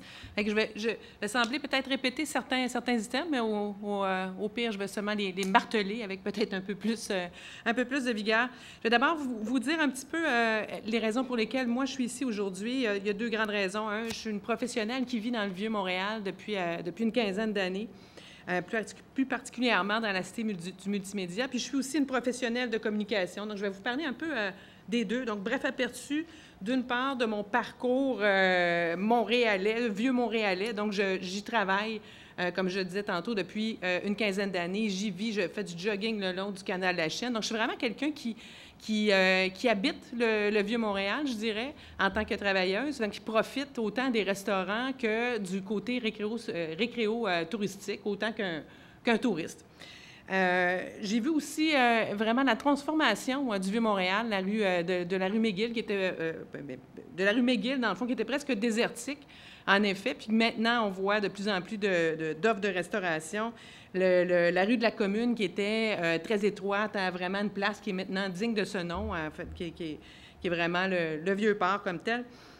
Donc, je profite pleinement de ma vie dans le Vieux-Montréal. Côté professionnel de communication, mon métier, moi, c'est de créer des images de marque. Puis aujourd'hui, ce qui nous intéresse, c'est l'identité du Vieux-Montréal. Puis, entre autres, juste pour vous dire, j'ai travaillé sur des identités ou les transformations identitaires, qu'on pourrait dire, là, de la Société de transport de Montréal, la STM. J'ai travaillé aussi sur le Cirque du Soleil. On a parlé du Bota Bota tantôt, qui est quand même un élément qui signe, en quelque sorte, le Vieux-Montréal, mais de façon vraiment où on est capable de l'habiter puis d'y vivre. Donc, j'ai été une des artisans de ce projet-là.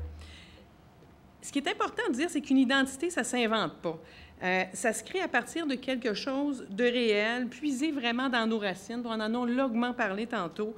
Il faut l'exprimer avec authenticité, puis intensité surtout. C'est surtout pas une gamique du marketing, parce que si c'est pas puisé dans quelque chose de vrai, on va bâtir sur du vent. Puis ça nous donne quoi d'avoir une identité forte? Puis je ne prétendrai pas aujourd'hui qu'on va trouver quelle est vraiment l'identité comme telle du Vieux-Montréal, parce que c'est assez complexe. Mais les avantages, par contre, de développer, de chercher à avoir cette identité forte-là, va nous aider à faire des choix. Ça va rallier les gens, on va avoir une force d'attraction, puis c'est un filtre à choix qui va nous aider, dans le fond, à décider quelle sorte de commerce on va choisir ou quelle sorte, dans le fond, d'événement qu'on va choisir pour habiter le Vieux-Montréal. On parlait tantôt, je ne me souviens plus qui est-ce qui avait soulevé le Red Bull Crash Test, qui est une façon de vivre, une façon contemporaine de vivre le Vieux-Montréal, le Vieux-Québec. Si on devait choisir, par exemple, des événements, bien justement, si on a une identité qui est forte, qui vient se reposer sur un thème ou sur une vision, on est capable de faire ces choix-là ensuite de ça pour qu'on circonscrive ou, dans le fond, qu'on comprenne ce que c'est vraiment le Vieux-Montréal. Si je donne, par exemple, dans certains vieux quartiers à travers le monde, si je prends à Barcelone, le Barrio Gothique, qui est quand même chargé vraiment, vraiment une charge identitaire et symbolique très, très forte, qui jongle aussi avec une contradiction permanente entre ville du progrès puis ville de culture. Puis c'est un peu comme une identité bipolaire, je dirais. Puis ça leur a permis de faire des choix suivants. Donc, ils ont ajouté beaucoup de rues piétonnes qui côtoient quand même des grandes artères. Il y a une cohabitation aussi de commerces très typiques qu'on va retrouver. On a parlé tout à l'heure, il y a des gens qui soulevaient, mais j'aimerais ça avoir un cordonnier ou avoir, dans le fond, du commerce de proximité. Alors, ils ont ça, mais ils ont aussi, à côté de ça, un parcours avec du commerce, un commerce qui est très moderne, contemporain. Donc, c'est ça un peu qu'on cherche. C'est sûr que ce qui nous intéresse, là, c'est le Vieux-Montréal, puis on va essayer de trouver quel est vraiment l'élément qui nous distingue. Puis moi, il me vient un mot à l'esprit, puis je ne sais pas, j'avais une slide, mais c'est pas grave. C'était écrit « dualité ». C'est un mot tantôt qui est sorti. La dualité, moi, je trouve que c'est un élément important qui est un beau tremplin créatif, je dirais, pour le Vieux-Montréal.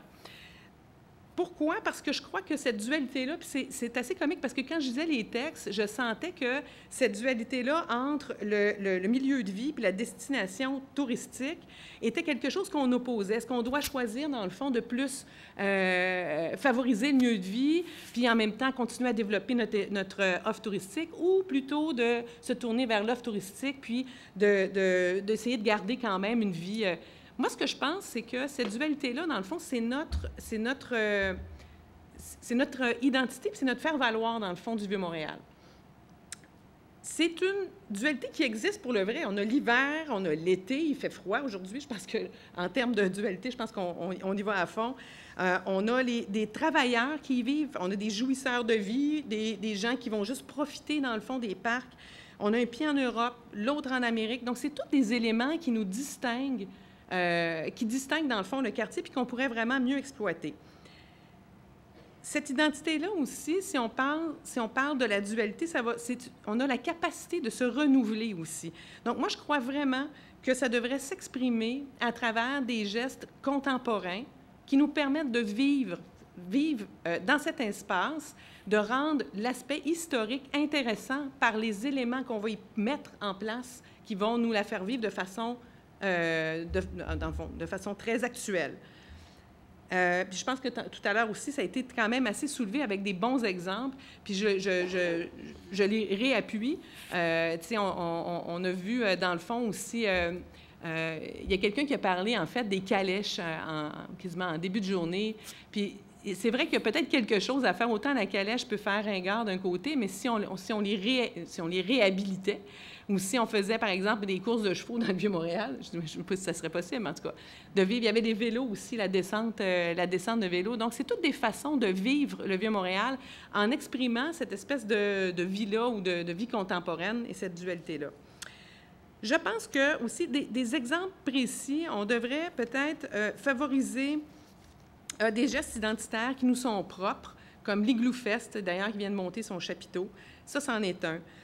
On doit offrir aussi, probablement, si on offrait un parcours ludique, créatif sur la trame historique, ça a été beaucoup évoqué aussi dans la journée. Je pense que de jalonner notre histoire, qu'on ait des points d'appui, est-ce que c'est des plaques, est-ce que c'est des téléphones intelligents sur lesquels on verrait l'histoire du Vieux-Montréal. Donc, c'est toutes des idées, je pense, qui sont bonnes et qu'il faut garder. Donc, c'est un mélange de contemporanité avec, qui met en lumière, dans le fond, en valeur notre histoire.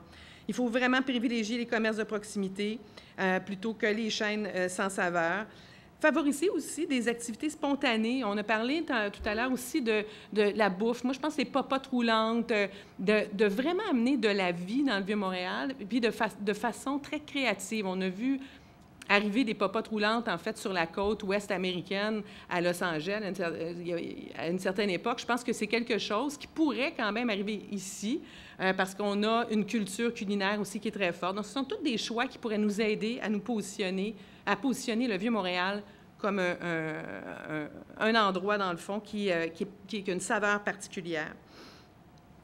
L'autre élément, c'est l'axe nord-sud. Moi, je pense que d'aller chercher, par exemple, une connexion entre le Vieux-Montréal, le Vieux-Port et aussi le parc Jean-Drapeau. Dino, tu l'as soulevé tout à l'heure. Moi, je pense que ce pont-là, il n'est pas assez exploité.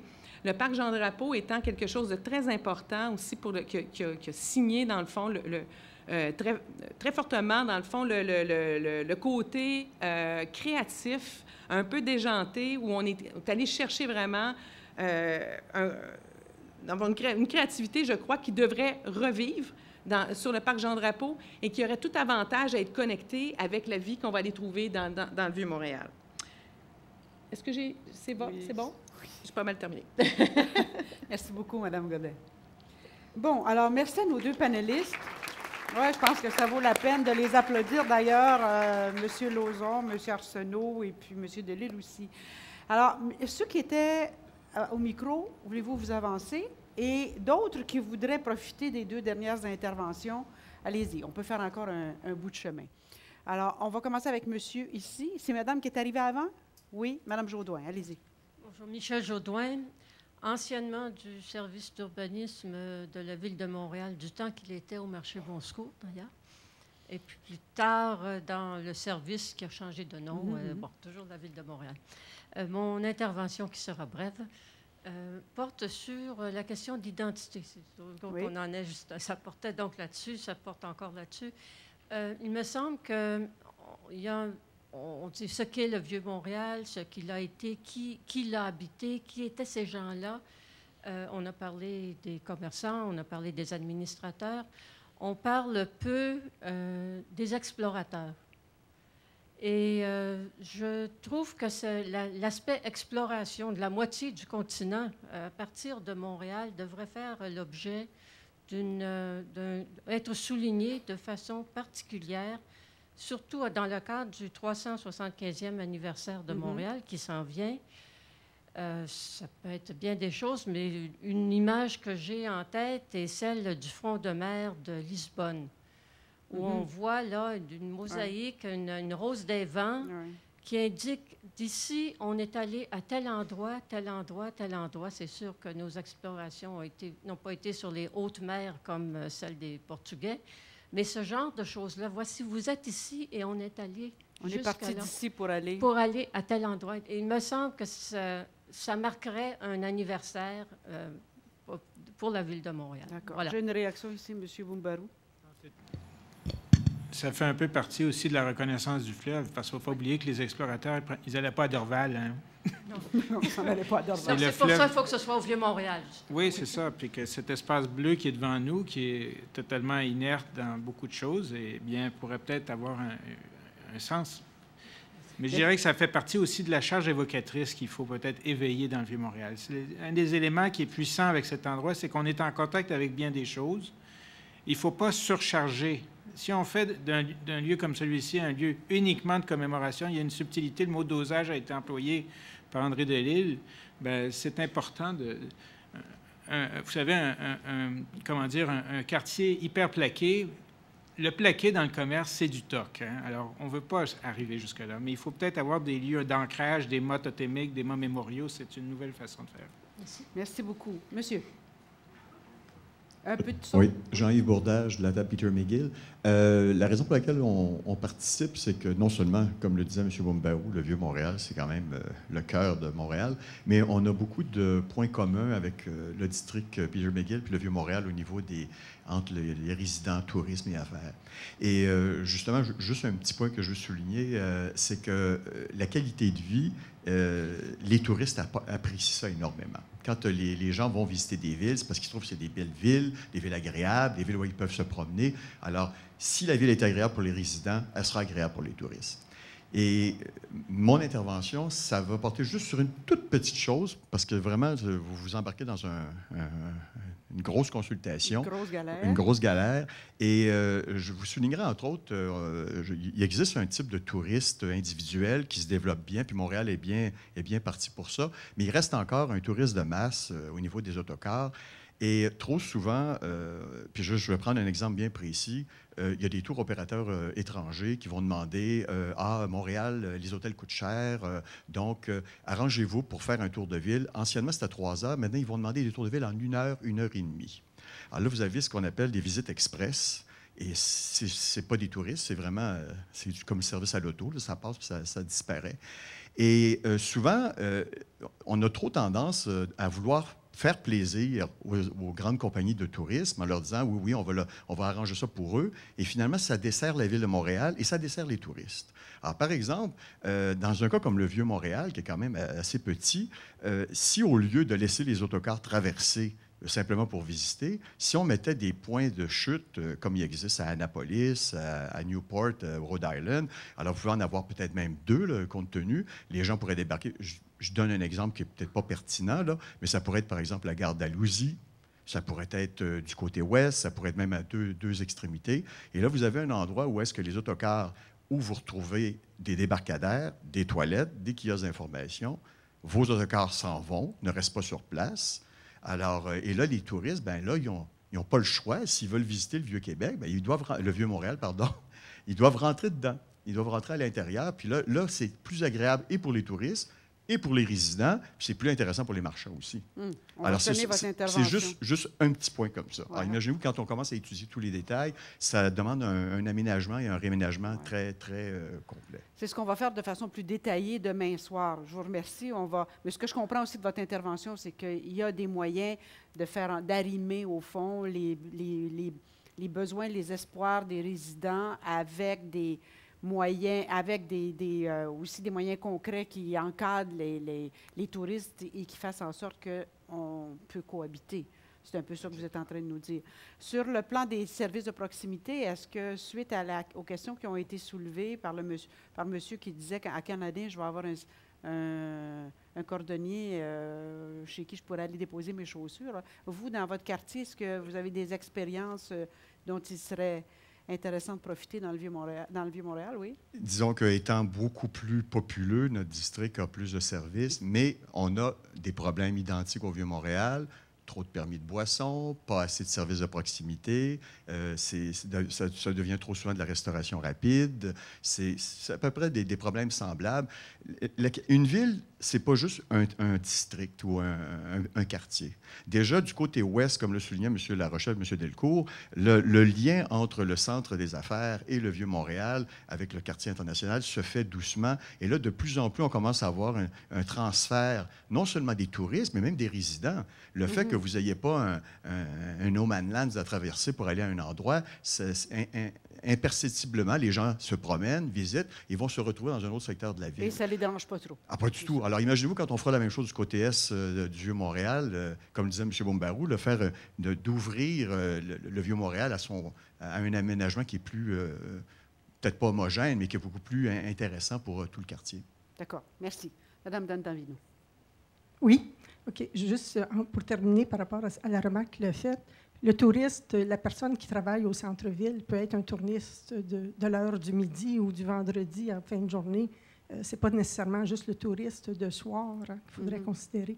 J'ai une nouvelle pour vous tous. Il y a un cordonnier dans le Vieux-Montréal depuis 30 ans que j'ai découvert la semaine dernière parce que j'avais acheté un produit. Il est situé dans la tour de la Banque nationale au sous-sol. Et j'ai demandé, est-ce que si vous êtes nouveau ici? Il me répond, ça fait 30 ans. Bon. La raison pour laquelle je dis cela, c'est pas pour faire de la pub pour le monsieur que je ne connais pas, là, personnellement, ça y est, vous en avez fait quand même. Mais c'est fait. Oui. Et qu'il a reçu la facture de la SDVM pour la taxe de membre. Donc, il existe vraiment. Mais ce que ça signale, c'est un besoin d'une connaissance fine des services. Ouais. Et le fait que certains services sont offerts dans des édifices à bureaux, comme une grande tour, et donc qui ne sont pas annoncés à l'extérieur, ne permettent pas aux citoyens peut-être de savoir. On a l'impression qu'ils sont pas là. Alors arrêtez de parler qu'il n'y a pas de cordonnier dans le Vieux-Montréal. Il y en a un, mais je ne le savais pas avant la semaine passée. Mais il y en a plein d'autres, peut-être, donc ce travail-là à faire. Ce que vous soulevez, c'est que la présence des services à l'intérieur des tours n'est pas connue. Est pas perçue comme étant participants. Ces gens-là, on n'a pas l'impression qu'ils font partie des services de proximité du quartier parce qu'on les voit pas. Ou peut-être ça dépend des heures d'ouverture. Actuellement, ils sont ouverts très tôt le matin jusqu'à 4 heures. Si vous en cherchez un, ils n'ont pas nécessairement façade sur la rue. D'accord. Merci beaucoup. Monsieur. Oui, Patrick Salin. Un des intervenants précédents, monsieur qui est à la table en troisième place, a prononcé un mot qui me paraît très important pour un quartier historique, c'est le mot authenticité. Moi, j'ai rien contre que pose des téléphones intelligents à droite à gauche. C'est pas très authentique dans un quartier historique, des téléphones. Si l'on en juge par la pratique récente de la ville de Montréal, en termes d'authenticité, on peut être inquiet. Ce quartier du Vieux-Montréal dispose de très peu de terrains qui sont encore vierges. Tout a été construit, c'est normal. La triste affaire du projet Faubourg-Québec, il y a 20 ans, en a été une preuve parfaite. C'était un terrain libre. On a eu accès à des vestiges authentiques de la canoterie du roi. Et monsieur nous a dit, monsieur de la ville, ben oui, l'importance du Vieux-Montréal, c'était qu'on avait accès au fleuve. Très bien. Et puis là, on avait accès à des vestiges authentiques de cette époque. Très bien également. Une grosse polémique s'est développée. L'UNESCO est intervenu, a recommandé aux différents paliers d'intervenir avec prudence, etc. Le résultat terminé, on ne va pas refaire l'histoire, c'est que tout a été bétonné. Mais vous attendez, je n'ai pas fini, madame. Je vais être très rapide. Qu'on comprenne là où vous allez. Là où je vais, c'est très simple. On nous parle, on nous fait de beaux discours. J'ai entendu plusieurs beaux discours cet après-midi. Authenticité, mise en valeur, etc., etc. Je crois qu'un point précis, et peut-être que là, un des intervenants qui est là va nous aider, et qui est en jeu, c'est la conception que l'on a, l'importance de l'identité du Vieux-Montréal. Monsieur Bombarou nous a dit tout à l'heure que pour lui, sans aucun état d'âme, c'est le Montréal du 19e siècle qui est important. Tout est dit. Tout est dit. On va voir si ça c'est veut ce qu'il dire vous que a dit. quand il y aura, et c'est ça, il va me répondre, j'en suis sûr. Mais il y avait un Montréal du XVIIIe siècle avant. Puis c'est ce qu'a dit monsieur de la ville, c'est ça, l'identité première. Alors, si on manque de moyens, si on est pressé par le temps, si la ville veut percevoir des taxes en favorisant les projets immobiliers, il est certain que ce n'est pas un élément de pierre un peu modeste, ce n'est pas ça qui va l'emporter. Et c'est là qu'on aboutit à une certaine invisibilité, comme ça a été dit tout à l'heure par même M. Boumbarou, on aboutit à une certaine invisibilité de l'identité première du vieux Montréal. Et ça, c'est grave. Se rattraper en posant des téléphones intelligents, des ceci, des tables tactiles et autres, ça, c'est pas impressionnant. Ce sera utile, je suis d'accord. Mais l'essentiel est que l'authenticité, et je termine, aura été balayée. D'accord. Monsieur fait une interprétation de vos propos sur la question de l'identité. J'ai malheureusement eu l'habitude de ça il y a 20 ans. Effectivement, M. Salin, je me rappelle bien, ça s'est terminé avec un article dont vous étiez cité faisant des observations très particulières sur ma propre généalogie. Hein, et mon affection pour le régime français. Ce n'est pas le sujet, M. Boumbarou. Mais donc, au point de vue peut-être plus général, parce que ce sera plus intéressant de voir les mémoires des gens lors de la consultation, je pense que c'est intéressant de voir effectivement, est-ce que l'identité d'un lieu, ça a été mentionné, un lieu qui est multiple. Hein. Vous savez, le patrimoine, ce n'est pas l'histoire. Il y a une différence très importante. C'est qu'on peut observer, je vous donne le cas de la ville de Montréal est jumelée avec la ville d'Hiroshima. À la ville d'Hiroshima, on peut dire que quand on va se promener là, il ne reste pas grand-chose. Hein. On comprend pourquoi. Là, on n'a pas besoin de s'expliquer ça. Il y a une bombe atomique qui est tombée dessus. Par contre, la bombe atomique en a fait un lieu qui a une dimension historique solennelle que l'humanité au complet s'attarde à souligner, non pas célébrer. Et c'est peut-être une dimension qu'il est important de voir. Dans le cas du Vieux-Montréal, on a une cumulation de patrimoine qui interpelle pas juste la façon de le vénérer, mais aussi de lui transmettre cette capacité de vivre. Quand on va voir les villes les plus anciennes du monde, pensons à Alep ces jours-ci, on a vu comment le bazar a été ciblé. Le bazar d'Alep, ce n'est pas une trace, une relique du passé, c'est un lieu vivant qui va prendre des générations à restaurer. Hein? Et ce n'est pas un vestige dont on parle là. Et ce défi, on a la chance, dans le Vieux-Montréal, effectivement, il y a des endroits qu'on aurait pu mieux conserver. Dire qu'on n'a pas trop fait d'erreur sur les décennies de sauvegarde du Vieux-Montréal, on en a peut-être oublié. On a peut-être eu par moment un dosage entre le décret des experts qui étaient les seuls, rappelez-vous, ça devait être tout balayé par la population. Il y avait un désintérêt montréalais pour le Vieux-Montréal qui a pris des pionniers. Madame Pagé, qui est décédée, là, rendons-lui hommage, elle a aidé à sauver des bâtiments. Il y en a d'autres qui sont impliqués à différentes époques. Il y a eu des experts qui ont pris leur place. Peut-être que par moment, on aurait eu intérêt à avoir des exercices plus publics comme on l'a maintenant pour discuter des choses. Mais il faut surtout s'intéresser à comment le Vieux-Montréal sera dans 25 ans. C'est là le grand défi. Monsieur Lauzon, avez-vous quelque chose à ajouter là-dessus? Sur l'identité, la question identitaire. En fait, je ne peux qu'être d'accord avec l'intérêt de la multiplicité. Dans le fond, c'est ce dont j'ai parlé. Et c'est sûr que le lieu fondateur de Montréal s'y trouve. Alors, c'est du haut lieu fondateur même de la ville qu'on retrouve une multiplicité de couches, d'expériences historiques dont il reste des témoignages patrimoniaux extraordinaires. Alors, on ne va pas se priver de tenir compte de cette multiplicité-là. C'est bien entendu, par ailleurs, un détail qu'il faut souligner, c'est que les types d'éléments patrimoniaux peuvent varier d'une époque à l'autre, ce qui n'enlève rien de l'importance de chacun. C'est sûr que si on considère, par exemple, l'époque de Ville-Marie, ne cherchez pas des bâtiments, il en reste un. Il est majeur, il est rare et précieux. Par ailleurs, il y a les vestiges, il y a la trame de rue, il y a des vestiges archéologiques, il y a une charge symbolique à tout ça, de sorte que si on ne prenait que le critère strict combien d'immeubles, on oublierait le 17e et à peu près tout le 18e aussi, c'est bien entendu. Alors, ils ne sont pas moins importants parce qu'on a moins de bâtiments, disons. Alors qu'on pourrait dire la même chose à l'inverse, on pourrait avoir beaucoup de bâtiments de certaines époques qui n'auraient pas une très grande signification historique à l'échelle de la ville ou même à l'échelle plus large. Or, il se trouve qu'on en a plusieurs et ils ont toutes une forte signification. D'accord. Alors, je ne peux que répéter l'importance de l'incontournabilité de reconnaître cette richesse-là. Merci beaucoup. Monsieur, à vous. Oui, merci. Louis-Michel Fournier, urbaniste pour l'Atelier urbain. En fait, j'ai trouvé ça intéressant, la notion de dualité de Mme Hélène Godin, et je voulais aller plus loin dans ce sens-là, et puis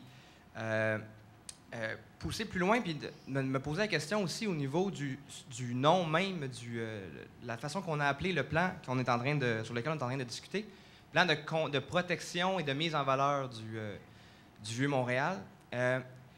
Et là, je trouve là qu'il y a déjà une espèce de contradiction, parce qu'on ne veut pas nécessairement le protéger et mettre en valeur un territoire circonscrit, mais on veut plutôt, puis je pense que les commentaires qu'on a entendus des panélistes puis des gens tout au long de la journée, c'est je pense qu'il faut que ça devienne un milieu de vie, un milieu animé, un milieu, c'est pour ça que je reprends un peu les éléments de Mme Godin, un élément où il y a à la fois un dynamisme, une vibrance, dans le fond caractéristique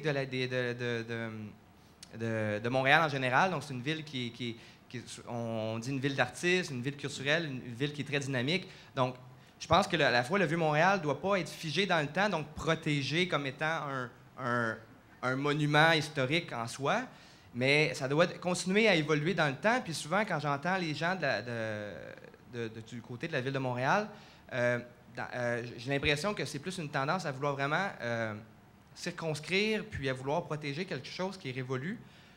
Mais je sais que ce n'est pas votre intention, là, je veux vous entendre là-dessus. Mais le défi est là, et de comment on veut animer le secteur, comment on veut le faire qu'il devienne encore plus vivant et dynamique à l'image de Montréal, tout en préservant son patrimoine. Bon. D'accord. Alors, est-ce qu'on peut avoir une réaction du côté des gens de la ville? Le titre de votre plan, est-ce qu'il implique un parti pris en faveur de l'histoire? Il y a un peu de ça dans ce que monsieur dit. Et moins en faveur de la contemporanéité.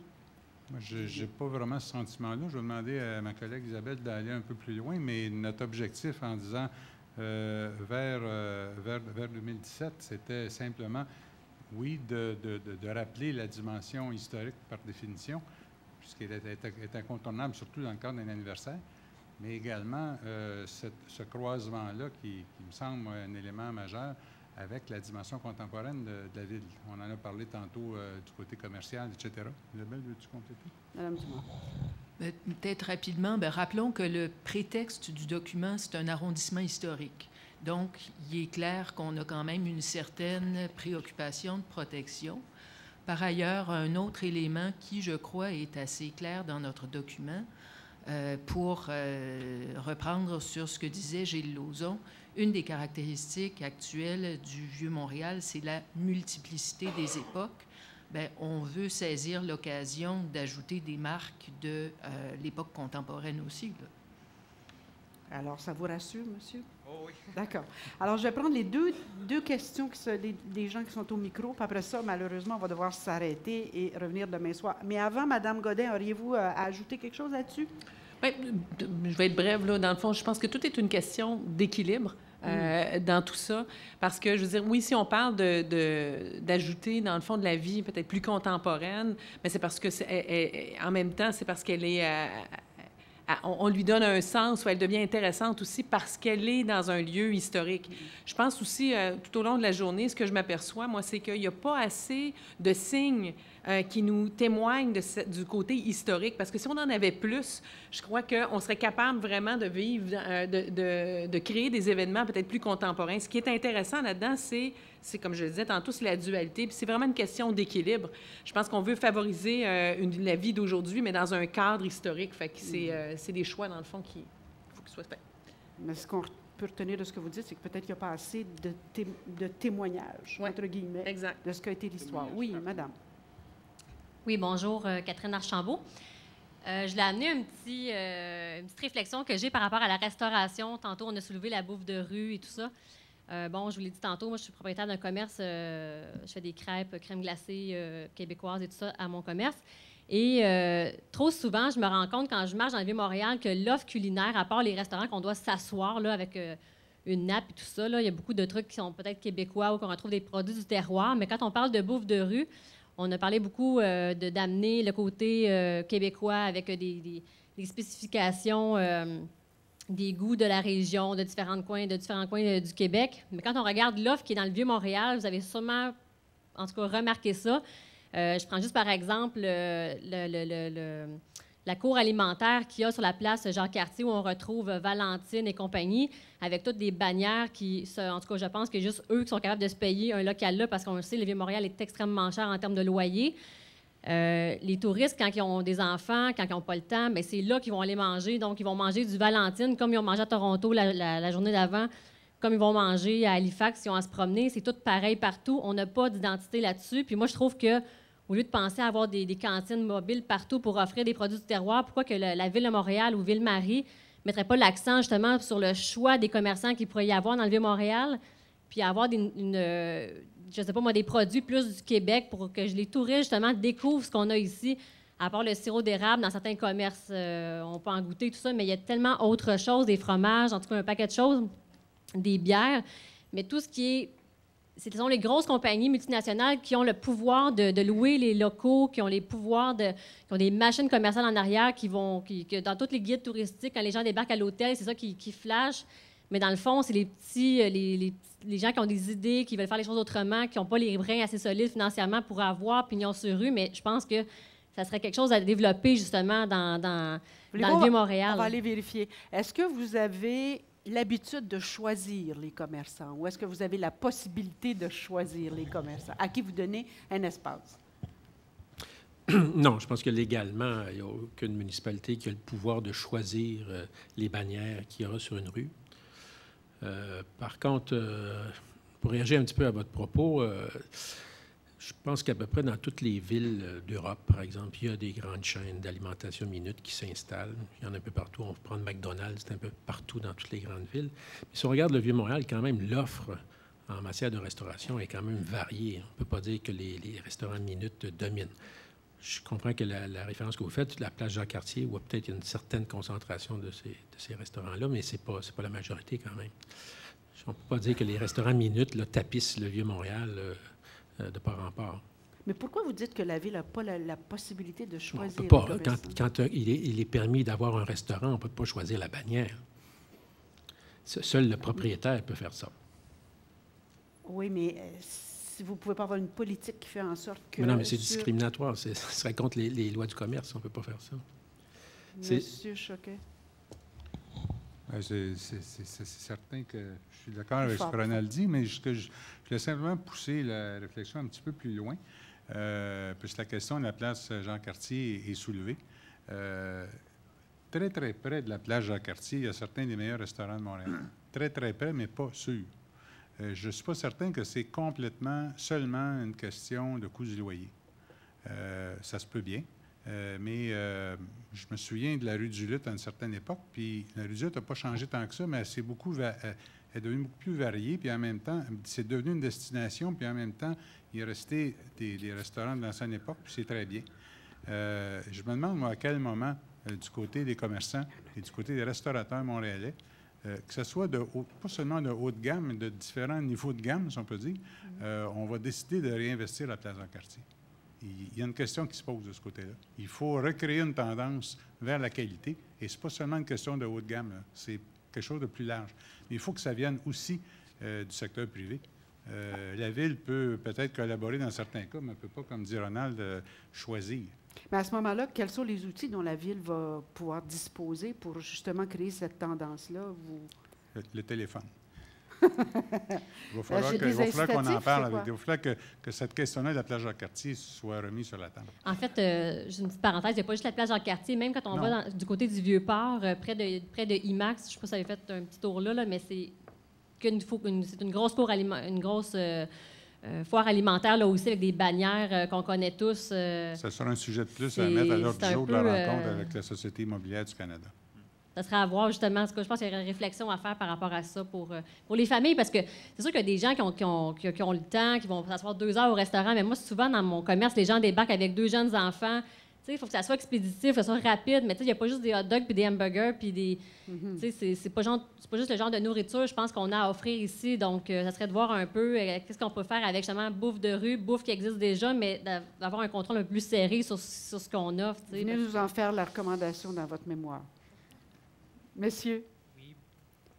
Oui. Oui, bonjour. Kevin Grégoire pour l'Association du design urbain du Québec. Oui. Ma question finale va s'adresser à Hélène Godin, mais ce sera léger comme question.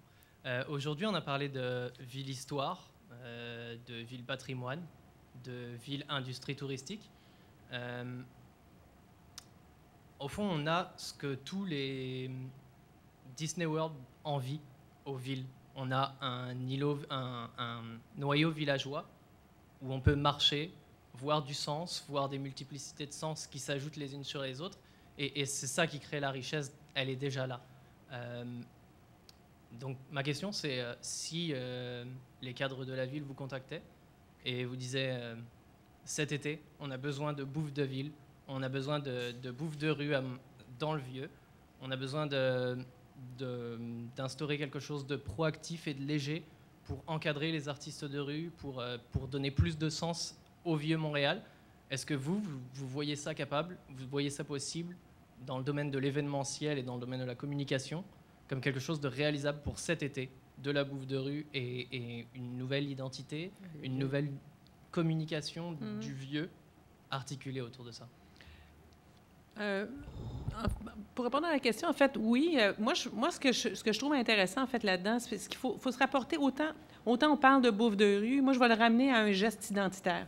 C'est-à-dire que si on le fait, c'est parce qu'il va avoir un sens dans notre geste identitaire du Vieux-Montréal.